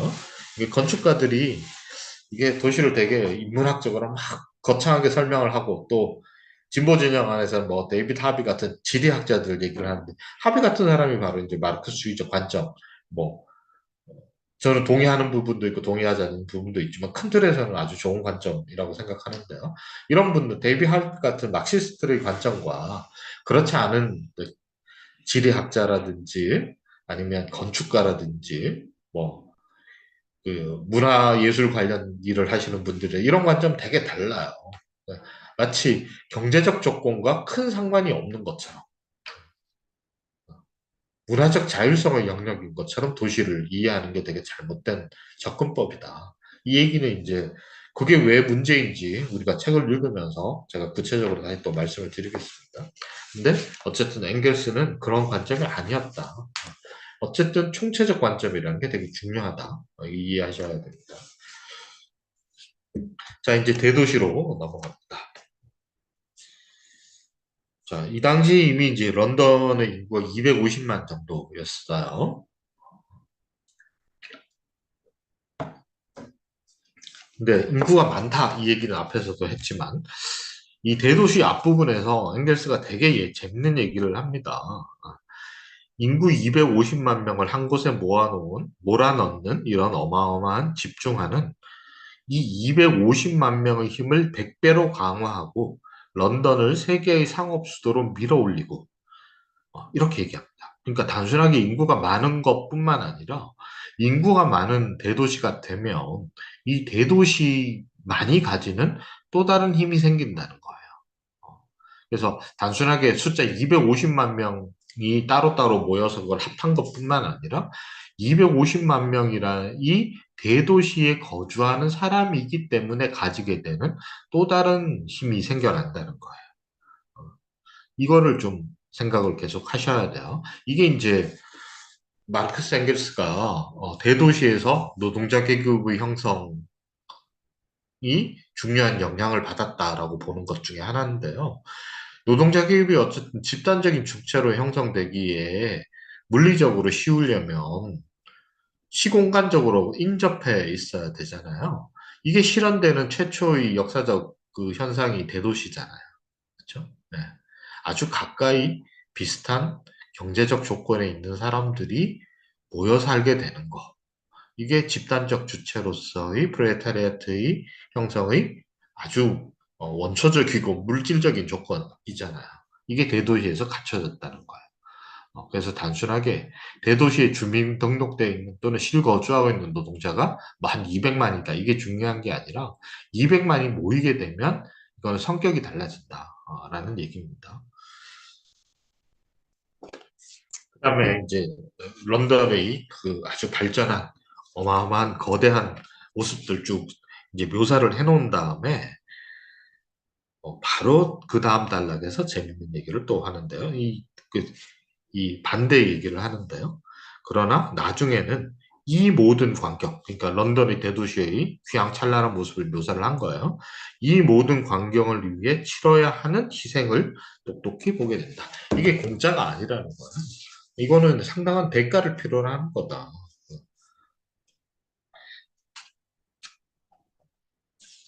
연결되는 얘기입니다. 런던 사람들이 그들의 도시를 가득 채우는 문명의 온갖 경의를 실현하기 위해 인간 몸성의 가장 뛰어난 자질을 희생하도록 강요당했다는 거. 그러니까 희생이 뭐냐? 첫 번째로 인간의 잠재력이 억압된다라는 거예요. 대도시에서는. 또 소수의 사람들이 자신의 능력을 더 완전하게 개발하고 다른 이들과 연합해 능력을 강화하기 위해 그들 안에 가난이 잠들어 있는 100가지 능력이 억눌러 왔다는 걸 처음으로 깨닫게 된다. 어, 소수의 사람들만 능력을 발휘하거나 또는 사람인들이 갖고 있는 여러 능력 중에 특정한 것만 발휘하도록 하는 게 대도시의 특징이다. 이건 나중에 이제 마르크스가 사회적 분업 얘기하면서 그 소외의 한 가지로 마르크스가 계속 얘기하는 것 중에 하나입니다. 잠재력 중에 특정한 것만 발휘되도록 하고 특정한 사람들이 잠재력만 발휘되고 다른 것들은 그것을 위해 다 희생되어야 되는 것. 이게 이제 대도시의 아주 중요한 현상이라는 거예요. 그 다음에 두 번째로는 이 대도시에 이렇게 수많은 사람들이 밀집해서 살아가는데 이 개인들이 제한된 공간 안에 모이면 모일수록 각자의 야만적인 무관심, 사익만을 추구하는 매몰찬 고립 상태는 한층 더 혐오스럽고 불쾌하게 변해간다. 개인의 고립, 편협한 이기주의. 이게 사람들이 떨어져 있으면 고립되죠. 또 혼자 살면 지멋대로 해도 되죠. 근데 그게 아니라 사람들이 박을 그리는 이 대도시에서만큼 뻔뻔스럽고 몰염치하고 자기 위주인 곳이 없다. 오히려 사람들이 다 모여서 어깨 부딪혀가면서 딱 모여서 사는 곳에서 고립과 개인주의가 더 만연하더라. 이거 우리 뭐 어릴 때 배우셨던 거죠. 군중석의 고독이라고 표현하기도 했던. 오히려 사람들이 밀집되고 군집을 이룰수록 더 고립되거나 사회적으로는 더 고립되거나 정서적으로도 더 외로워지거나 서로 또 적대적이 되어 가거나 이렇게 된다라는 역설적인 상황인 거죠. 그래서 인류가 각자의 원칙과 목적을 가진 단자들로 분해되는 원자들의 세계는 바로 이것으로 최고조에 이른다. 자, 지금 우리가 너무나 아는 초등학생 사회책에도 나오는 얘기지만 현대사회, 산업화 이후의 현대사회, 특히 대도시에서의 삶이라는 게 아주 원자화된 삶이다. 이 얘기를 1844년, 45년에 했다는 거예요. 그리고 이게 사회적 전쟁, 만인 대 만인의 전쟁으로 나타난다. 근데 이제 마르크스 앵겔스는 이거를 단순하게 현상으로서 관찰했을 뿐만 아니라 이게 사실은 자본주의의 본질이다. 라는 생각을 중요하게 전개해 나갑니다. 그리고 세 번째는 이 대도시에서 집단으로 간의 대립도 강해져서 그러니까 계급 대립과 계급 간 격차가 대도시에서 아주 확대된다. 이런 걸 얘기를 하고 있습니다. 뒤에 가면 이제 그래서 의식주에서 이게 경제적 지위뿐만 아니라 의식주에서도 이게 얼마나 격차가 다르게 벌어지는지 그것도 얘기를 자세하게 하죠. 근데 결국은 누구는 어쨌든 대도시의 이점을 누리고 누구는 손해 희생 그걸 위해서 희생을 하게 된다는 거죠. 근데 왜 누구는 이익을 얻고 누구는 희생을 해야 되느냐? 그 원인이 뭘까? 간략하게 말 잉겔스가 밝혀서 표명하고 있죠. 쓰고 있습니다. 65페이지 세 번째 단락 앞부분에 이런 얘기를 해요. 생계수단과 생산수단을 직간접적으로 통제하는 자본은 사회적 전쟁을 수행하는 무기이므로, 자본이 곧 사회적 전쟁의 무기이므로 그런 상황의 모든 불이익이 빈민들에게 닥칠 것은 불보듯 뻔하다. 인간이 사는 방식 아까 처음에 얘기했죠? 생산과 생활로 우리가 개념으로 구분할 수 있다면 이 생산과 생활의 수단을 합치면 이게 곧 자본인데 이 자본을 가진 사람과 가지지 않은 사람이 이익과 손해를 처지에 따라 나눠 가지게 되는 건 너무나 분명한 게 된 거죠. 그러니까 도시에서 나타나는 이 부작용들, 희생은 자본을 가진 사람들이 자본을 가지지 않은 사람들에게 강요하는 거다라는 겁니다. 그래서 심지어 이런 현상이 더 심화돼서 직접적으로 굶어 죽는 사람, 굶주려서 굶어 죽는 사람보다 오히려 간접적인 원인이 되어서 죽는 사람이 더 많아지는 사회적 현상까지 나타나는데 이제 이 당시에 불리던 이름이 이런 사회적 현상을 엥겔스뿐만 아니라 다른 사람들도 지적을 했는데 오늘날도 쓰는 용어죠. 사회적 살인이라는 용어를 써서 얘기를 하고 있습니다. 그러니까 자본주의 대도시에서는 사회적 살인이 만연해 있다. 그래서 이 경제적인 어려움, 사회적 어려움, 이런 것들이 심화되고 또 더 나쁜 것은 이런 어려운 상황에 대해서 우리가 조금 지나면 뭐 예를 들어서 군대 제대하듯이 며칠 지나면 어, 이걸 다 벗어날 수 있을 거라는 어떤 보장도 없다는 게 문제라는 거죠. 아무도 안정된 생활을 보장해 주지 않는다는 그 불안정함이 도시의 아주 중요한 특징이다. 라고 얘기를 합니다. 여기까지가 어떻게 보면 사회 전반의 이야기라면 이제는 좀 구체적인 물질적 조건들의 이야기를 이어나가는데요. 먼저 이제 생존의 방식 얘기를 하면서 첫 번째가 뭐겠어요? 당연히 오늘날과 같이 주거죠. 그래서 주거 문제에서 엥겔스가 주목하는 현상이 바로 모든 대도시에는 노동계급이 모여 사는 빈민굴이 하나 이상 있다. 이걸 요새는 뭐라고 부르죠? 슬럼이라는 말을 더 많이 쓰죠. 그렇죠? 물론 이제 이 슬럼도 좀 구체적이고 정확한 사회과학적 개념은 이제 신자유주의 시대 이후로 세계적 대도시에서 나타난 현상을 좀 좁게 지칭하기도 하지만 뭐 빈민가라는 일반적인 광의의 뜻으로 쓸 수도 있겠죠.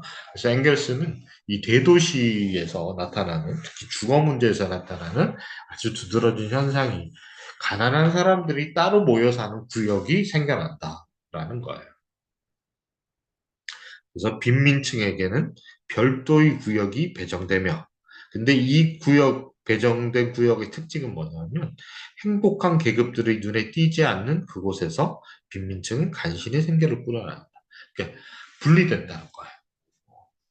오늘날도 그 지리학이나 도시 관련한 사회과학 연구를 하시는 분들이 아주 많이 다루는 주제 중에 하나가 이 계급 또는 계층에 따른 공간적 분할 얘기하잖아요. 그렇죠?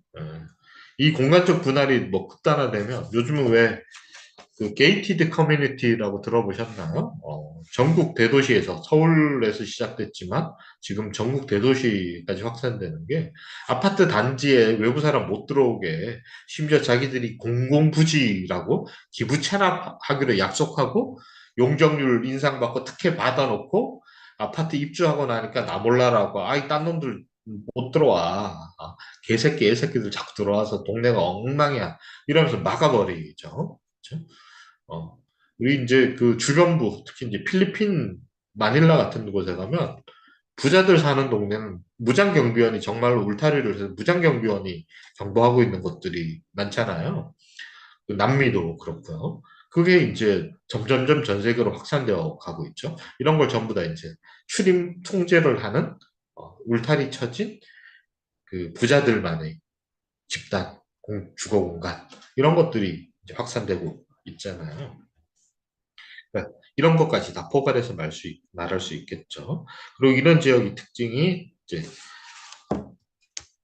아주 열악한 주거인 게 먼저 하수, 상수 시설이 없고 그래서 오염이 되고 또 환기가 잘 안 되는 지역에 있고 또 이곳에서 소비되는 음식물들 또 판매되는 음식물들은 아주 질 낮은 것들이고 뭐 우리 상상할 수 있는 상식적으로 아는 얘기들이죠. 그리고 여기에는 제일 가난한 사람들이 모이는데 이걸 다시 좀 뜯어봤더니만 어, 잉글랜드잖아요, 여기가. 그러니까 아일랜드 이민자들이 이 가난한 지역에 아주 많이 살더라. 지금 우리로 치면 이제 이주 문제죠. 이런 현상들이 오늘날과 별로 다르지 않죠. 근데 아주 재밌는 현상이 있다는 거예요. 그래서 이 빈민 집단 거주지가 특이한 게 뭐냐면, 엥게스가 직접 쓴 말입니다. 부자들의 호화주택과 가까운 곳에서는 이렇게 가려져 있는 극빈층의 거주지를 쉽게 찾을 수 있다. 이렇게 얘기를 합니다. 이게 왜 가까이 있어야 되지? 가까이 살면 싫은 거 아닌가? 부자들은 가난한 사람들을 가까이 살면 싫은 거 아닌가? 싫어하겠죠. 분명히 싫어하겠죠. 어. 근데 왜 가까이 두죠? 필요하니까. 이 문제는 조금 이따 다시 얘기를 할 겁니다. 자, 이런 곳에서 사는 빈민들은 어떤 부작용을 겪게 되냐면 몇 가지 얘기를 하는데, 어, 당연히 이제 질병의 만연이 있겠죠. 이것도 다시 이제 좀 이따 말씀을 드리겠습니다. 범죄와 질병 뭐 이런 걸 얘기를 하는데요.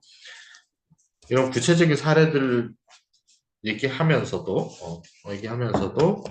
얘기하는 과정에서 이제 뭐 조금 이제 앵글스가 어, 지금과는 다른 학문적 분위기였고 사회과학이 체계적으로 발전하기 이전이고 그러니까 이러한 종류의 저술들 중에서는 거의 시초격에 해당하는 저술이기 때문에 오늘날 우리 관점에서 보면 이렇게 정돈이 좀 안 되어 있기도 하죠. 그러니까 개인이 회사 일 보면서 퇴근하고 어, 여가 시간에 쓴 책이라는 걸 좀 더 감안해 주셔야 돼요. 예. 그래서 이 얘기 하다가 저 얘기 하다 왔다 갔다 하는 경우가 좀 있긴 합니다. 그래서 아주 중요하게 다루는 게 어쨌든 노동자 계급 밀집 지역 빈민가에 전염병이 만연해 있다. 이런 얘기를, 이걸 아주 중요한 특징으로 얘기를 합니다. 이게 또 역설적인 거죠. 제가 아까 그 마르케스 앵겔스가 대도시에서 노동자 계급의 밀집이 사회적 주체로서의 프레타리아트의 형성에 아주 중요한 조건이라고 했잖아요. 근데 이 조건이 노동자 계급에게 실제로 좋은 것만 있었던 게 아니었던 거잖아요. 아주 부정적인 측면들이 사실 더 많았는데 그중에 아주 치명적인 게 바로 전염병의 만연입니다. 이 당시에는 그 앵겔스가 이 책을 쓰던 무렵 18세기 중엽 말엽은 뭐 18세기 전반기도 마찬가지였는데요. 전염병, 특히 이제 대도시에서 티푸스와 콜레라의 시대였어요. 티푸스와 콜레라가 대표적인 수인성 전염병들이잖아요. 그러니까 지금은 우리가 이제 그 수인성 전염병이라는 것도 알고 있지만 원인도 알고 치료법도 있지만 이 당시에는 그게 원인도 알 수 없었고 치료법은 더더욱 몰랐던 시기였단 말이에요. 그래서 노동자 계급의 밀집이라는 어떻게 보면 사회적 정치적인 이점은 의학적, 생물학적 약점과 동시에 존재했다는 거예요. 밀집해 있었기 때문에 전염병에 아주 취약했다는 거. 이게 노동자 계급이 당시에 겪어야 했던 아주 큰 문제였던 거죠.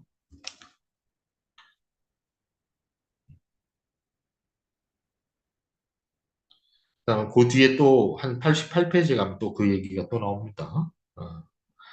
어떤 사람이 이때는 주로 이제 상류층일 거예요. 어떤 사람이 여기서 자기 업무와 즐거운 산책으로만 활동을 국한한다면 몇 년간 매일 이 도시를 드나들면서도 노동자 구역, 나아가 노동자를 한 번도 마주치지 않는 것이 가능하다.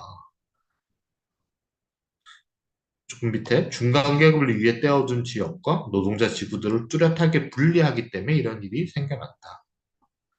거죠. 이게 분리됩니다. 그러면 아까 얘기했던 것처럼 왜 가까이 있냐? 라는 거예요. 심지어 왜 한 도시 안에, 슬럼이 도시 안에 있잖아요. 도심에 있잖아요. 슬럼은 주로 도심에 있습니다. 외곽에 있지 않습니다. 왜 그렇겠어요? 바로 부르주아들의 삶을 지탱하는 하층의 노동을 이 노동자들이, 저임을 받는 하층 노동자들이 담당하고 있는 거죠.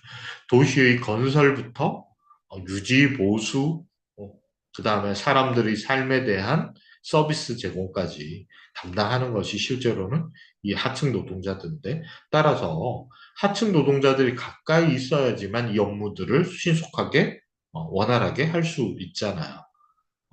그리고 이게 임금이 낮지만 일자리를 만들어내기 때문에 이 일자리를 보기 위해서 사람들은 도시로 더 몰려들고 이 사람들이 부양하는 가족들도 도시로 오게 되고 이런 일들이 계속 확산이 되면서 대도시 인구는 늘어나는 건데 어쨌든 공간적 분리에도 불구하고 이 분리된 상이한 두 공간이 인접해 있어야 하는 이유는 바로 지배계급의 삶은 노동자 계급의 노동에 의해서만 실제로 가능하기 때문인 거죠.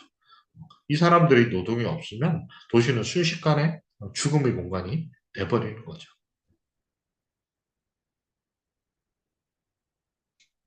우리 그거 오늘 잘 알고 있지 않습니까? 강남의 번듯한 건물들은 새벽에 그 건물들이 일하는 고소득 노동자들이 출근하기 이전에 저소득 노동자들이 문을 열고 청소하고 하는 업무를 해야지만 돌아가기 시작하는 거죠. 그리고 그 사람들이 일 시작하면 그 시간에 그 사람들을 위한 점심을 준비하는 또 다른 노동자들이 있어야 되는 거고. 그렇죠. 그 다음에 시간이 지나서 도시의 지배계급이 병들고 나이 들어가면 이 사람들을 돌보기 위한 노동도 있어야 되는 거죠. 그렇죠? 도시의 건설에서부터 그렇죠. 도시 건설은 주로 건설업에 종사하는 하청 노동자들이 직접적으로 건설을 업무를 하게 되는 거잖아요. 그러니까 이 사람들이 사실은 건설하고 유지시키는 사람들임에도 불구하고 도시 지배층이 아니게 되는 거고, 그래서 도시에서 필요하니까 도시에 거주해야 됨에도 불구하고 보기 싫으니까 가려져야 되고 따로 몰아넣어서 배당된 구역에만 거주해야 되는 일이 벌어지는 거죠. 그래서 맨체스터 예를 들면 앵겔스가 이제 그 오랫동안 생활했던 맨체스터 예를 들면서 맨체스터만큼 큰 길에서 노동계급을 체계적으로 차단하는 도시. 부르주아주의 눈과 신경에 거슬릴 만한 모든 것을 세심하게 감추는 도시를 본 적이 없다. 오늘 예를 들어서 뭐 한국이란 나라에서 1988년에 서울 올림픽 할 때 상계동 같은 저소득 지역, 그 당시 삼독된 지역을 큰 나무 합판으로 어, 가려버렸잖아요. 큰 길가에서 다 못 보게.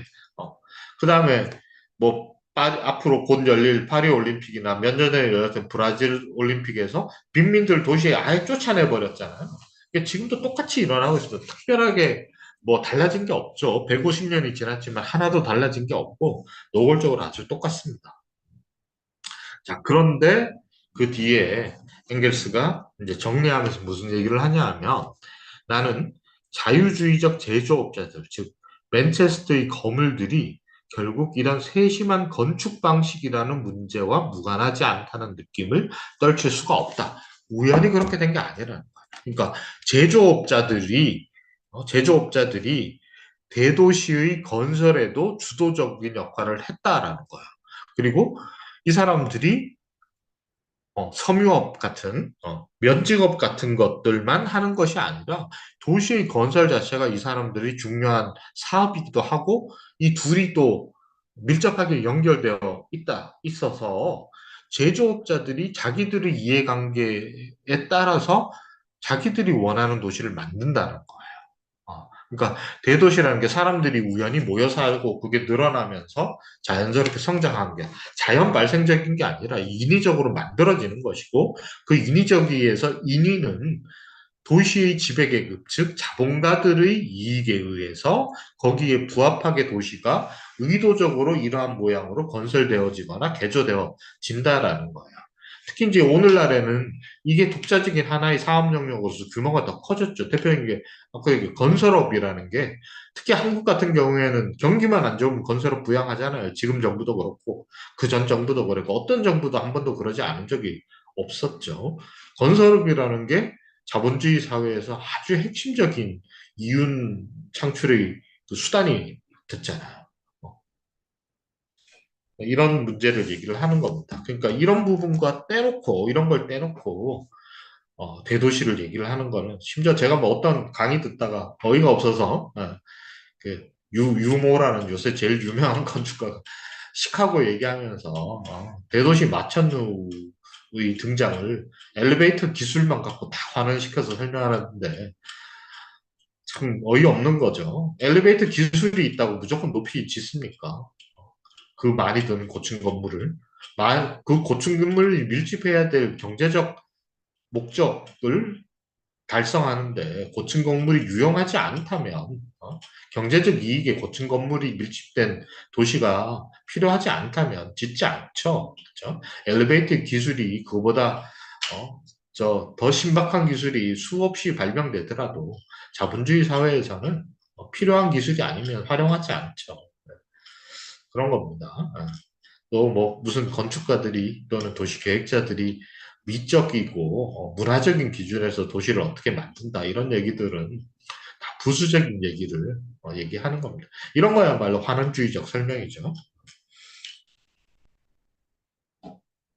어쨌든 아주 중요한 통찰을 이제 하고 있습니다. 그러니까 산업의 지배 계급이 도시의 형성, 그 다음에 저 뭐라 개조의 주체라는 거예요.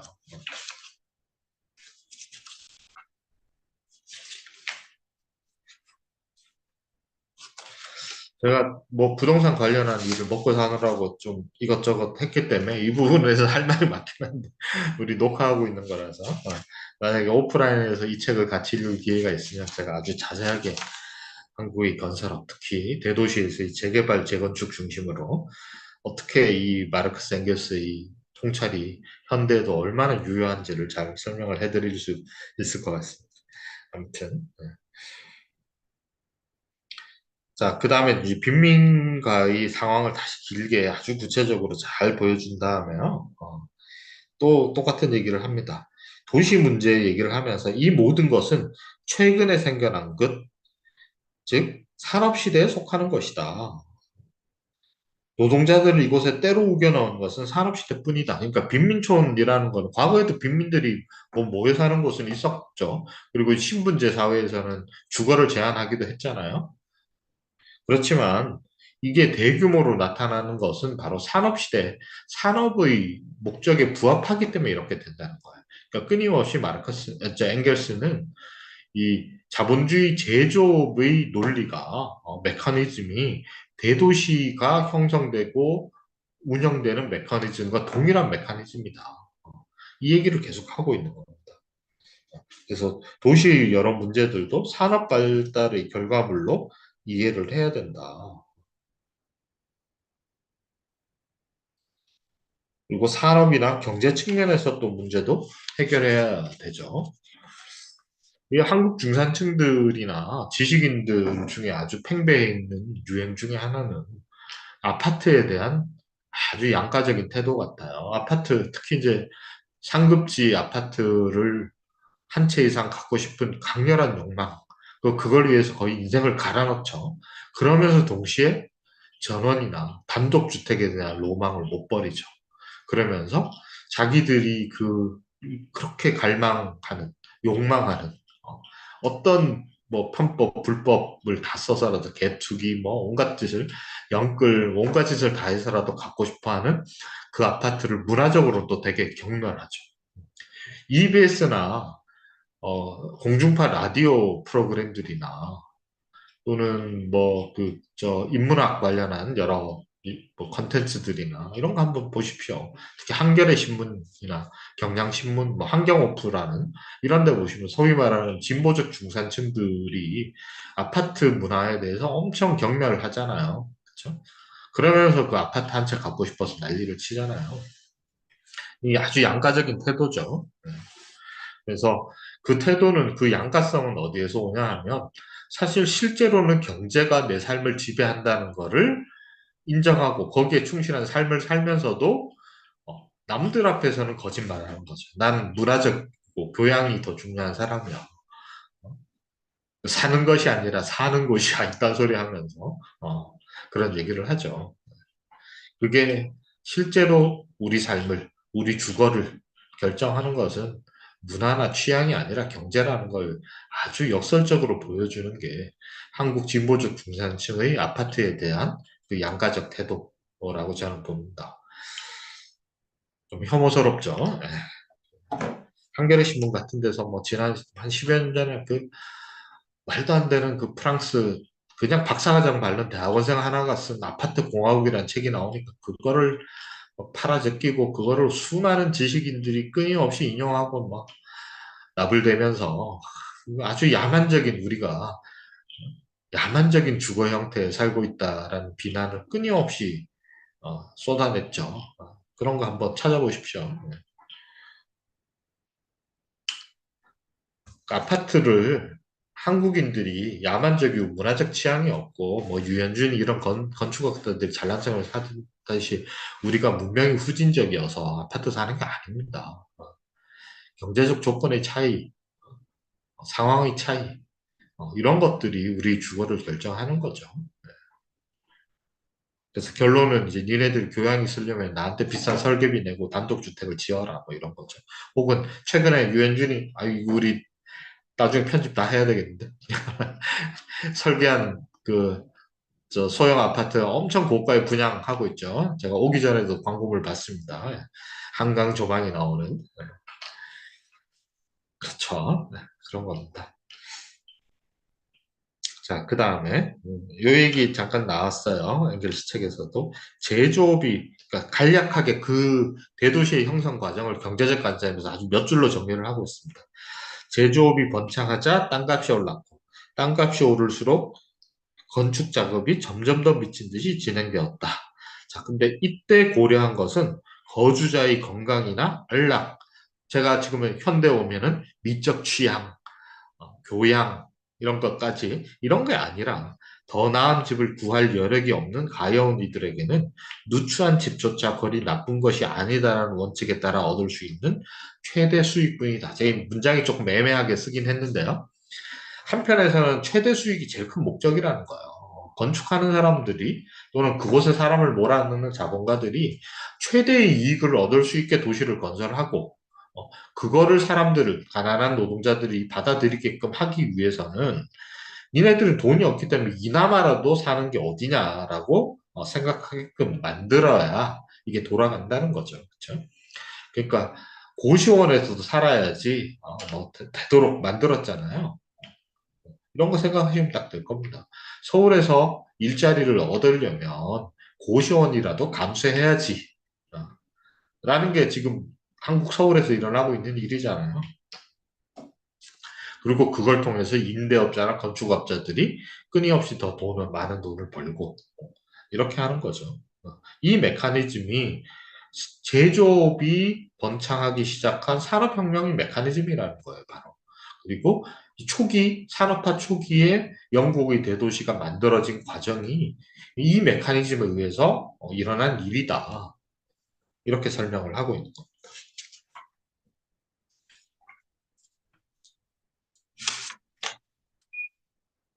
자, 그 다음에는요, 그 주거지 얘기를 조금 더, 주거지 얘기는 이제 이 정도로 정리를 하고요. 주거지 얘기가 조금 더 있나요? 아, 그 다음에 이제 요 얘기하는 중간에 아까 질병 얘기했던 거하고 연결해서 주거 문제 얘기를 하면서 이게 이런 그 빈민들의 열악한 주거지, 집단 주거지에 거주하는 그 모든 사람들에게 육체적 쇠락을 가져온다고 얘기를 하죠. 그게 이제 집단적으로 대규모로 일어나니까 앵겔스의 표현을 한번 봅시다. 108페이지에 나옵니다. 거기에서는 육체가 퇴화한 인종, 그러니까 한 사람만 그런 게 아니라 몇몇 사람만 우연히 그런 게 아니라 다 그런다는 거죠. 육체가 퇴화한 인종, 모든 인간성을 박탈당하고 도덕적 육체적으로 짐승처럼 타락하고 추락한 인종만이 쾌적함과 안락함을 느낄 수 있다는 것을 인정해야만 한다. 거기서 살려면 다른 존재가 돼야 된다는 거. 이 얘기는 뒤에 다시 한 번 더 나오거든요. 그러니까 노동자 계급이 집단적으로 다른 인종이 돼가고 있다라고 얘기를 합니다. 음. 이거는 앵겔스만 한 얘기가 아니고요. 이 당시에 상당히 많은 이 도시 문명, 산업화에 대해서 비판적인 사람들이 이구동성으로 하던 얘기예요. 이게 아주 눈에 잘 띄는 대규모의 집단적 현상이었거든요.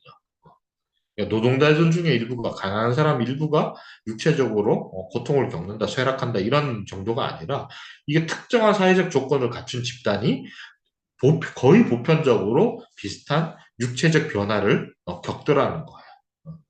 이렇게 되면 이게 더 발전하게 되면, 진전되게 되면 이 사람 별도의 또 다른 생물학적으로도 단순히 사회 경제적으로만 구별되는 집단이 아니라 생물학적으로도 다른 존재 집단이 될 거다라는 생각을 아주 손쉽게 할 수 있을 정도였다는 거예요.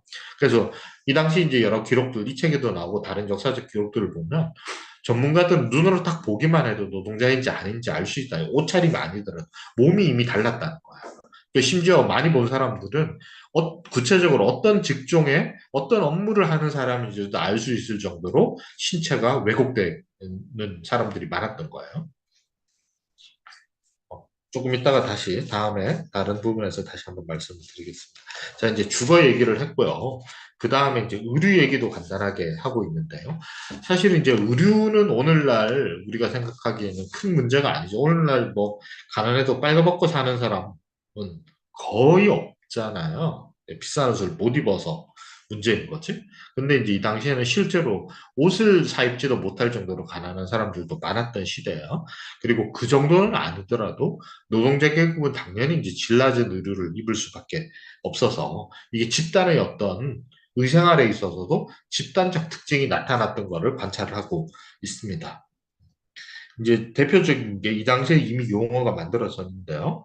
이 그 천 이름에서 딴 펄스티언 재킷이라는 용어가 있었대요. 그래서 이 펄스티언이라는 게 아주 질 낮은 모직물인데요. 아, 질 낮은 뭐죠? 모직물이 아니라 면직물인데요. 죄송해요. 단어가 생각이 안 나서. 면직물도 종류가 질이 되게 다른 건 아시잖아요. 그래서 노동자 계급들인 대부분 이 펄스티안이라는 아주 질 낮은 면직물로 만든 옷을 입고 다녀서 마치 이제 교복이 아닌데도 또 단체복이 아닌 작업복이 아닌데도 딱 보면 알 수 있게 다 비슷한 옷을 입고 다녔다는 거예요.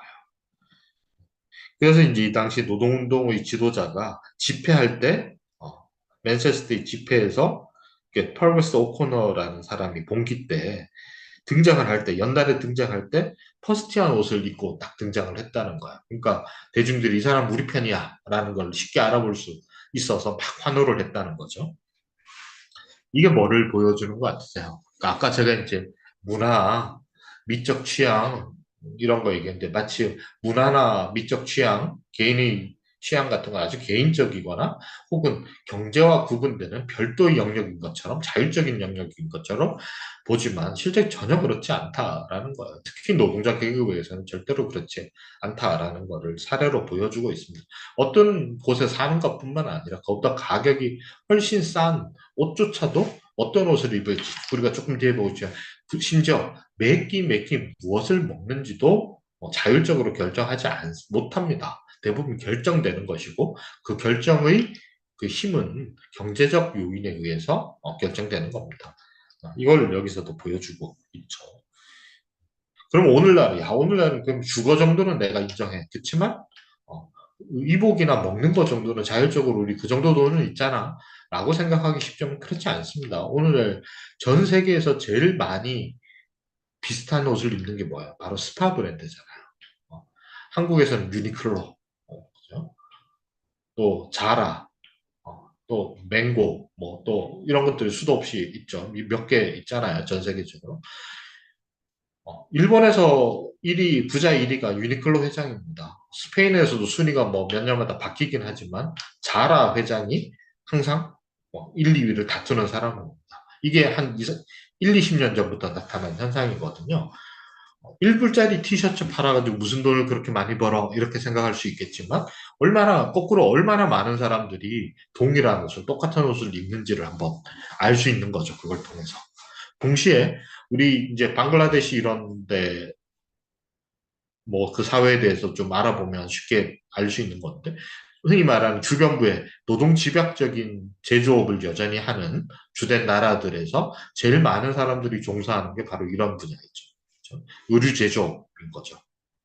그래서 제일 최악의 그 산재 중에 하나인 그 방글라데시의 라나 플라자 붕괴 사건이 바로 이 라나 플라자는 아파트형 공장 안에 수많은 하청업체들이 들어가 있었는데 그게 무너져서 몇 명, 1,000명 이상 아마 사망했죠. 그러니까 수많은 사람들이 그 여성 노동, 주로 이제 10대 여성 노동자들이 주 사망자층이었는데요. 이 사람들이 대부분 어디에 납품하는 거냐? 바로 스파 브랜드에 납품하는 하청업체 일을 하고 있었던 거예요. 이게 노동자 계급의 의류라는 것이 단순하게 개인의 취향, 또 문화적 분위기, 또는 획일화됐더라도 그냥 상부 구조에서 자율적으로 움직이는 문화적인 어떤 그 유행에만 의존하는 게 절대 아니다. 오히려 공급업자, 공급 측인 제조업자들이 세계적 분업 구조 속에서 어떻게 대량의 옷을 싸고 빠른 속도로 만들어서 유통시키려는 힘을, 체계를 만들었냐에 의해서 오늘날 인구의 압도적인 많은 수가 그 사람들이 공급하는, 그 사람들이 골라주는 옷만 입고 살게 되었다는 걸 잘 보여주고 있어요. 오히려 훨씬 가난해서 옷 살 돈도 잘 없었던 19세기의 하층 노동자들보다도, 그때보다도 소비력이 훨씬 커진 오늘날의 지구에 사는 노동자 계급 하층민들이 훨씬 더 의류에 있어서도 자율성을 갖고 있지 못합니다. 어, 자본주의 생산의 메커니즘에 의해서 우리가 입는 옷이 결정되고 있다는 것을 스파 브랜드의 생산과 유통과 소비가 아주 단적으로 보여주고 있죠. 네, 엥겔스의 이 통찰은 오늘날에도 여전히 유효한 통찰이다. 그 말씀을 드립니다. 그 다음에 이제 음식 얘기가 나와요. 노동자 계급의 음식 얘기가 나옵니다. 그 113페이지입니다. 음식도 옷만큼이나 열악하다. 노동자들은 유상 계급이 먹기에는 너무 나쁜 음식을 먹는다. 이건 뭐 상식적으로 알 수 있겠죠. 돈이 없으니까 당연히 질 낮은 음식을 먹을 수밖에 없는데요. 잉글랜드 대도시들에서는 최상급 식재료를 무엇이든 구할 수 있겠지만 그러려면 돈이 든다. 이 펜스로 가정의 생계를 꾸려하는 노동자는 식비를 많이 지출할 여력이 없다. 그래서 예를 들게 노동자들은 또 하나는 뭐 노동자들 늦게까지 일해야 되니까 가게에 가면 이미 좋은 물건이 다 빠지고 없다라든지 또 판매 상인들의 이 아주 부도덕한 상행위 이런 것도 이 당시에 정말 큰 사회 문제였거든요. 그러니까 상당히 많은 사람들이 음식 때문에 사망하거나 병드는 일들이 대규모로 발생했던 시기예요. 그래서 우리가 오늘 알고 있는 식품 안전에 관한 여러 가지 법령이나 제도들이 있잖아요. 이런 것들이 다 이런 아주 비참하고 끔찍한 경험을 하고 그게 너무 큰 사회적 폐해를 끼치기 때문에 만들어졌던 거예요.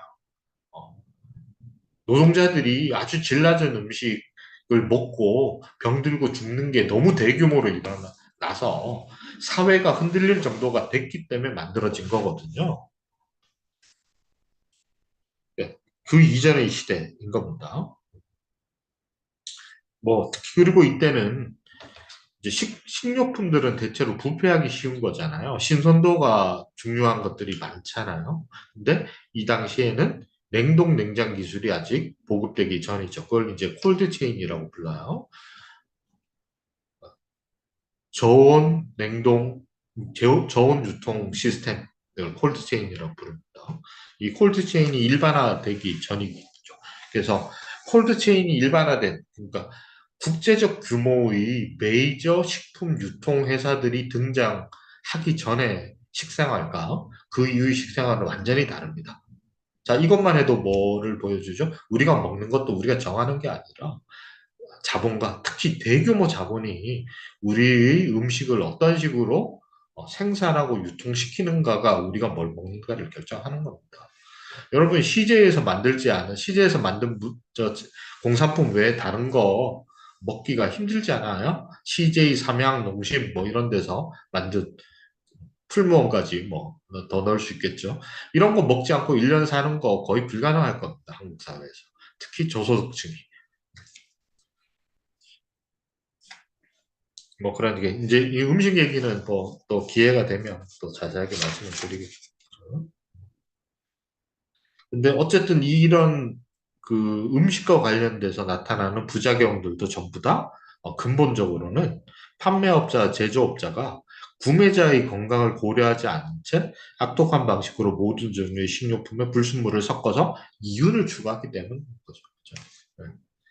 여기서는 이제 또 사례로 불순물 얘기가 많이 나옵니다. 이게 불순물의 상상을 초월한 몇 가지 예만 읽어볼까요? 설탕에 쌀가루를 섞거나 치커리 가루를 커피에 섞거나 심지어 어떤 데는 벽돌 가루도 섞었어요. 색깔이 비슷하면. 그다음에 원두에 가짜 커피 열매도 씻고 코코아는 심지어 갈색 흙에 기름이 반들반들 하잖아요. 코코아 원두에. 그래서 싸구려 기름을 묻힌 흙덩어리를 넣기도 하고 찻잎에 잣잎을 섞기도 하고 뭐 이런 겁니다. 심지어 이제 하층민들이 많이 마셨던 술이 포르투갈에서 주로 제조돼서 수입되는 포트 와인인데 통계를 내보니까 잉글랜드에서 소비되는 포트 와인의 양이 포르투갈에서 제조되는 총량보다 더 많더라는 거예요. 차이는 어디서 왔죠? 대부분 가짜 와인이라는 거죠. 가짜 포트 와인이라는 거죠. 그 알코올에 에탄올에 색깔 있는 염료를 섞어서 가짜 술을 만들어서 팔고 이랬다는 거죠. 그 다음에 심지어 뭐, 분유 같은 거, 우유에 석회가루 태우는 게 다반사로 일어나요. 유아 사망률이 높은 아주 큰 원인 중에 하나도 불순물을 섞은 우유가 유통돼서 그런 거거든요.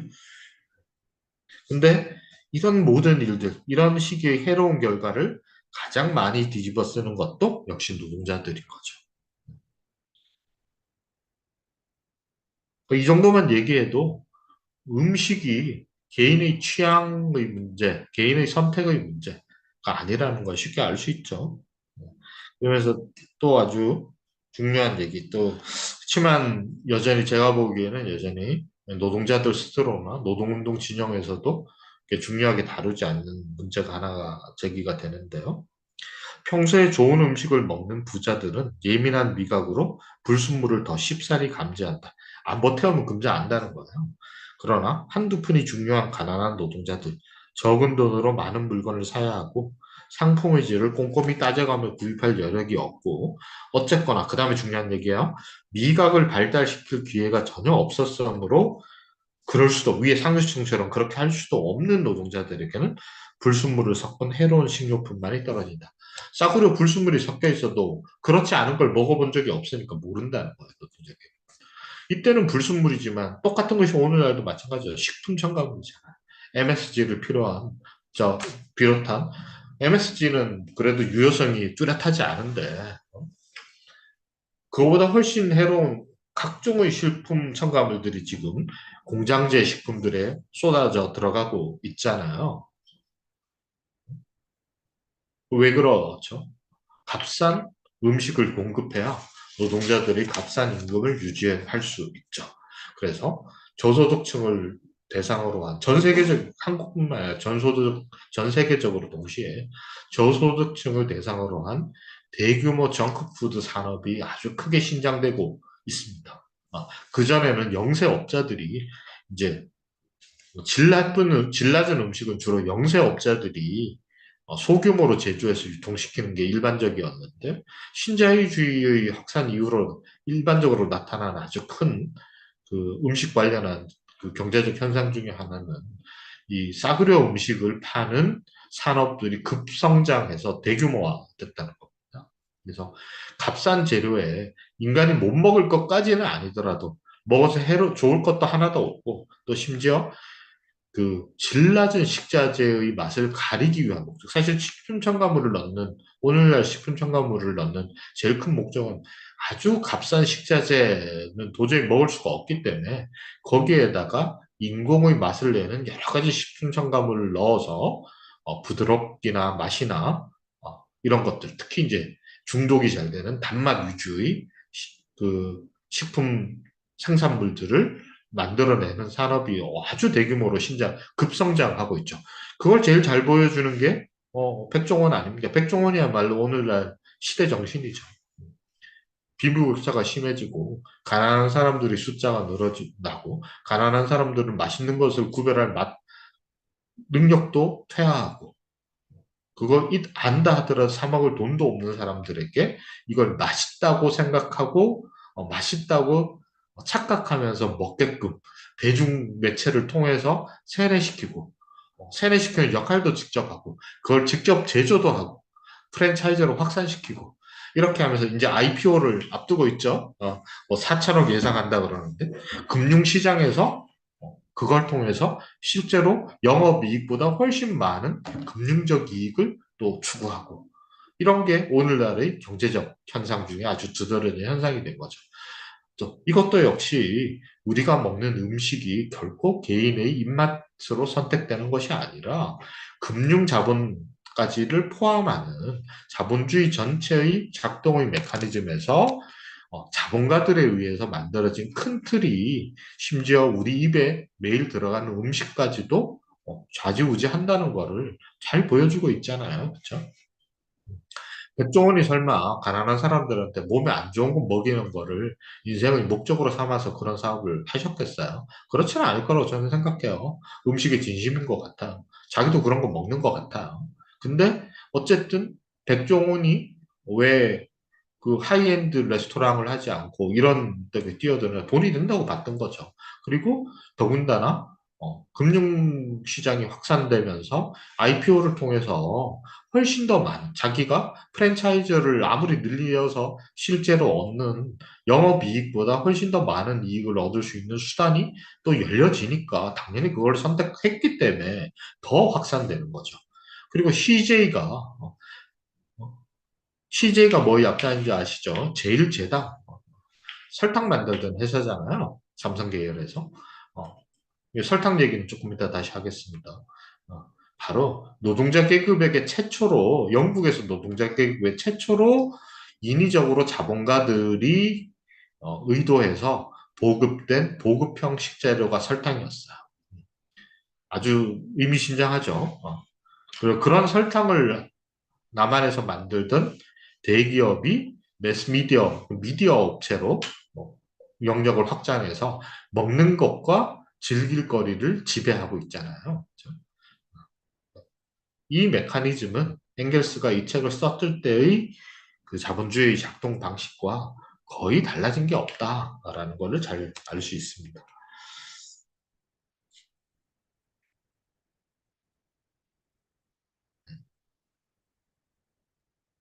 이게 118페이지에 나옵니다. 118페이지에 설탕 얘기가 나옵니다. 가난한 사람들이 보통 음료로는 경우에 따라 설탕이나 우유, 증류주를 조금 넣은 묽은 차를. 그러니까 이게 이제 나라마다 조금 달라지는데요. 유럽 대륙에서는 커피가 노동자 계급이나 대중 전반적으로 확산되고요. 영국에서는 이상하게 차가 보급이 돼요. 그 차이도 음식의 역사 연구하는 분들이 왜 영국에서는 차를 마시고 독일이나 대륙에서는 커피를 마셨는지 이거 연구를 하셨는데요. 뭐 그것까지 우리가 얘기할 수는 없고 어쨌든 우리가 영국만 놓고 보면은 아주 값싼 차가 대중적으로 확산이 돼서 영국 노동자 계급의 식사가 주로 뭐로 구성해? 이 묽은 차, 싸구려 묽은 차와 딱딱한 빵으로 구성이 돼요. 근데 차로 구성된 이유는 뭘까요? 원래는 수프를 많이 먹었어요. 하층민들도. 여러 가지 재료를 넣고 푹 끓인 수프인데 수프를 왜 안 먹게 됐을까요? 수프를 만드는데 시간이 너무 오래 걸리는 거예요. 몇 시간씩. 요즘처럼 뭐 화력이 센 조리 도구도 없었으니까. 네. 그래서 장시간 노동해야 되는 노동자 계급이 음식 조리에 시간이 걸리는 음식을 먹을 수 없었기 때문에 딱딱한 빵을 이때도 이미 빵을 개별 가정에서 굽지 않는 집이 훨씬 많아졌어요. 빵 구울 시간도 없었기 때문에 빵을 가게에서 사와서 값싼 빵이 아주 딱딱해요. 아침에 얼른 먹고 출근을 해야 되고 와서 얼른 먹고 자야 되기 때문에 돌덩이처럼 딱딱한 빵을 뜨거운 차에다가 넣어서 적셔서 먹는데 음식이 맛이 없으니까 설탕을 잔뜩 넣은 거예요. 그리고 설탕을 왜 값싸게 공급을 했겠어요? 어, 에너지 이원이죠. 오늘 에너지 드링크하고 같은 역할을 합니다. 바로 그런 거예요. 아주 단시간에 적은 금액으로 그 많은 칼로리를 공급할 수 있는 식자재가 설탕이었던 거죠. 그래서 싸구려 차와 설탕과 탄수화물, 빵덩어리로 이루어진 식사가 일반화되고 이 빵조차도 비싼 사람들이 감자를 먹었던 거죠. 주로 아일랜드인의 주식이었던 거죠. 요 정도 얘기를 하겠습니다. 그리고 뭐 한 가지만 더 덧붙이면 이 설탕이라는 것도 어디서 수입해 왔거나 원래 흔하던 게 아니라 이런 식자재를 대량으로 산업화를 위해서 공급하기 위해서 설탕 플랜테이션을 제국주의자들이 만든 식민지의 대규모로 만들었던 거. 인위적으로 이 식품 공급의 세계적 망을 건설했기 때문에 가능했던 겁니다. 이걸 통해서 산업화가 이루어졌던 거예요. 자, 오늘은 이 정도 하려고 합니다. 이 정도 하고요. 다음 시간에 이제 경쟁부터 얘기를 할게요. 혹시 제가 오늘 이제 예를 들어드렸던 음식 문제에 관심 있는 분들은 제가 지금 뭐 공부하고 있는 음식 문제에 관심 있으신 분은 따로 기회를 한번 가지면 또 좋을 수도 있겠습니다. 오늘 얘기는 이 정도로 하죠. 수고하셨습니다.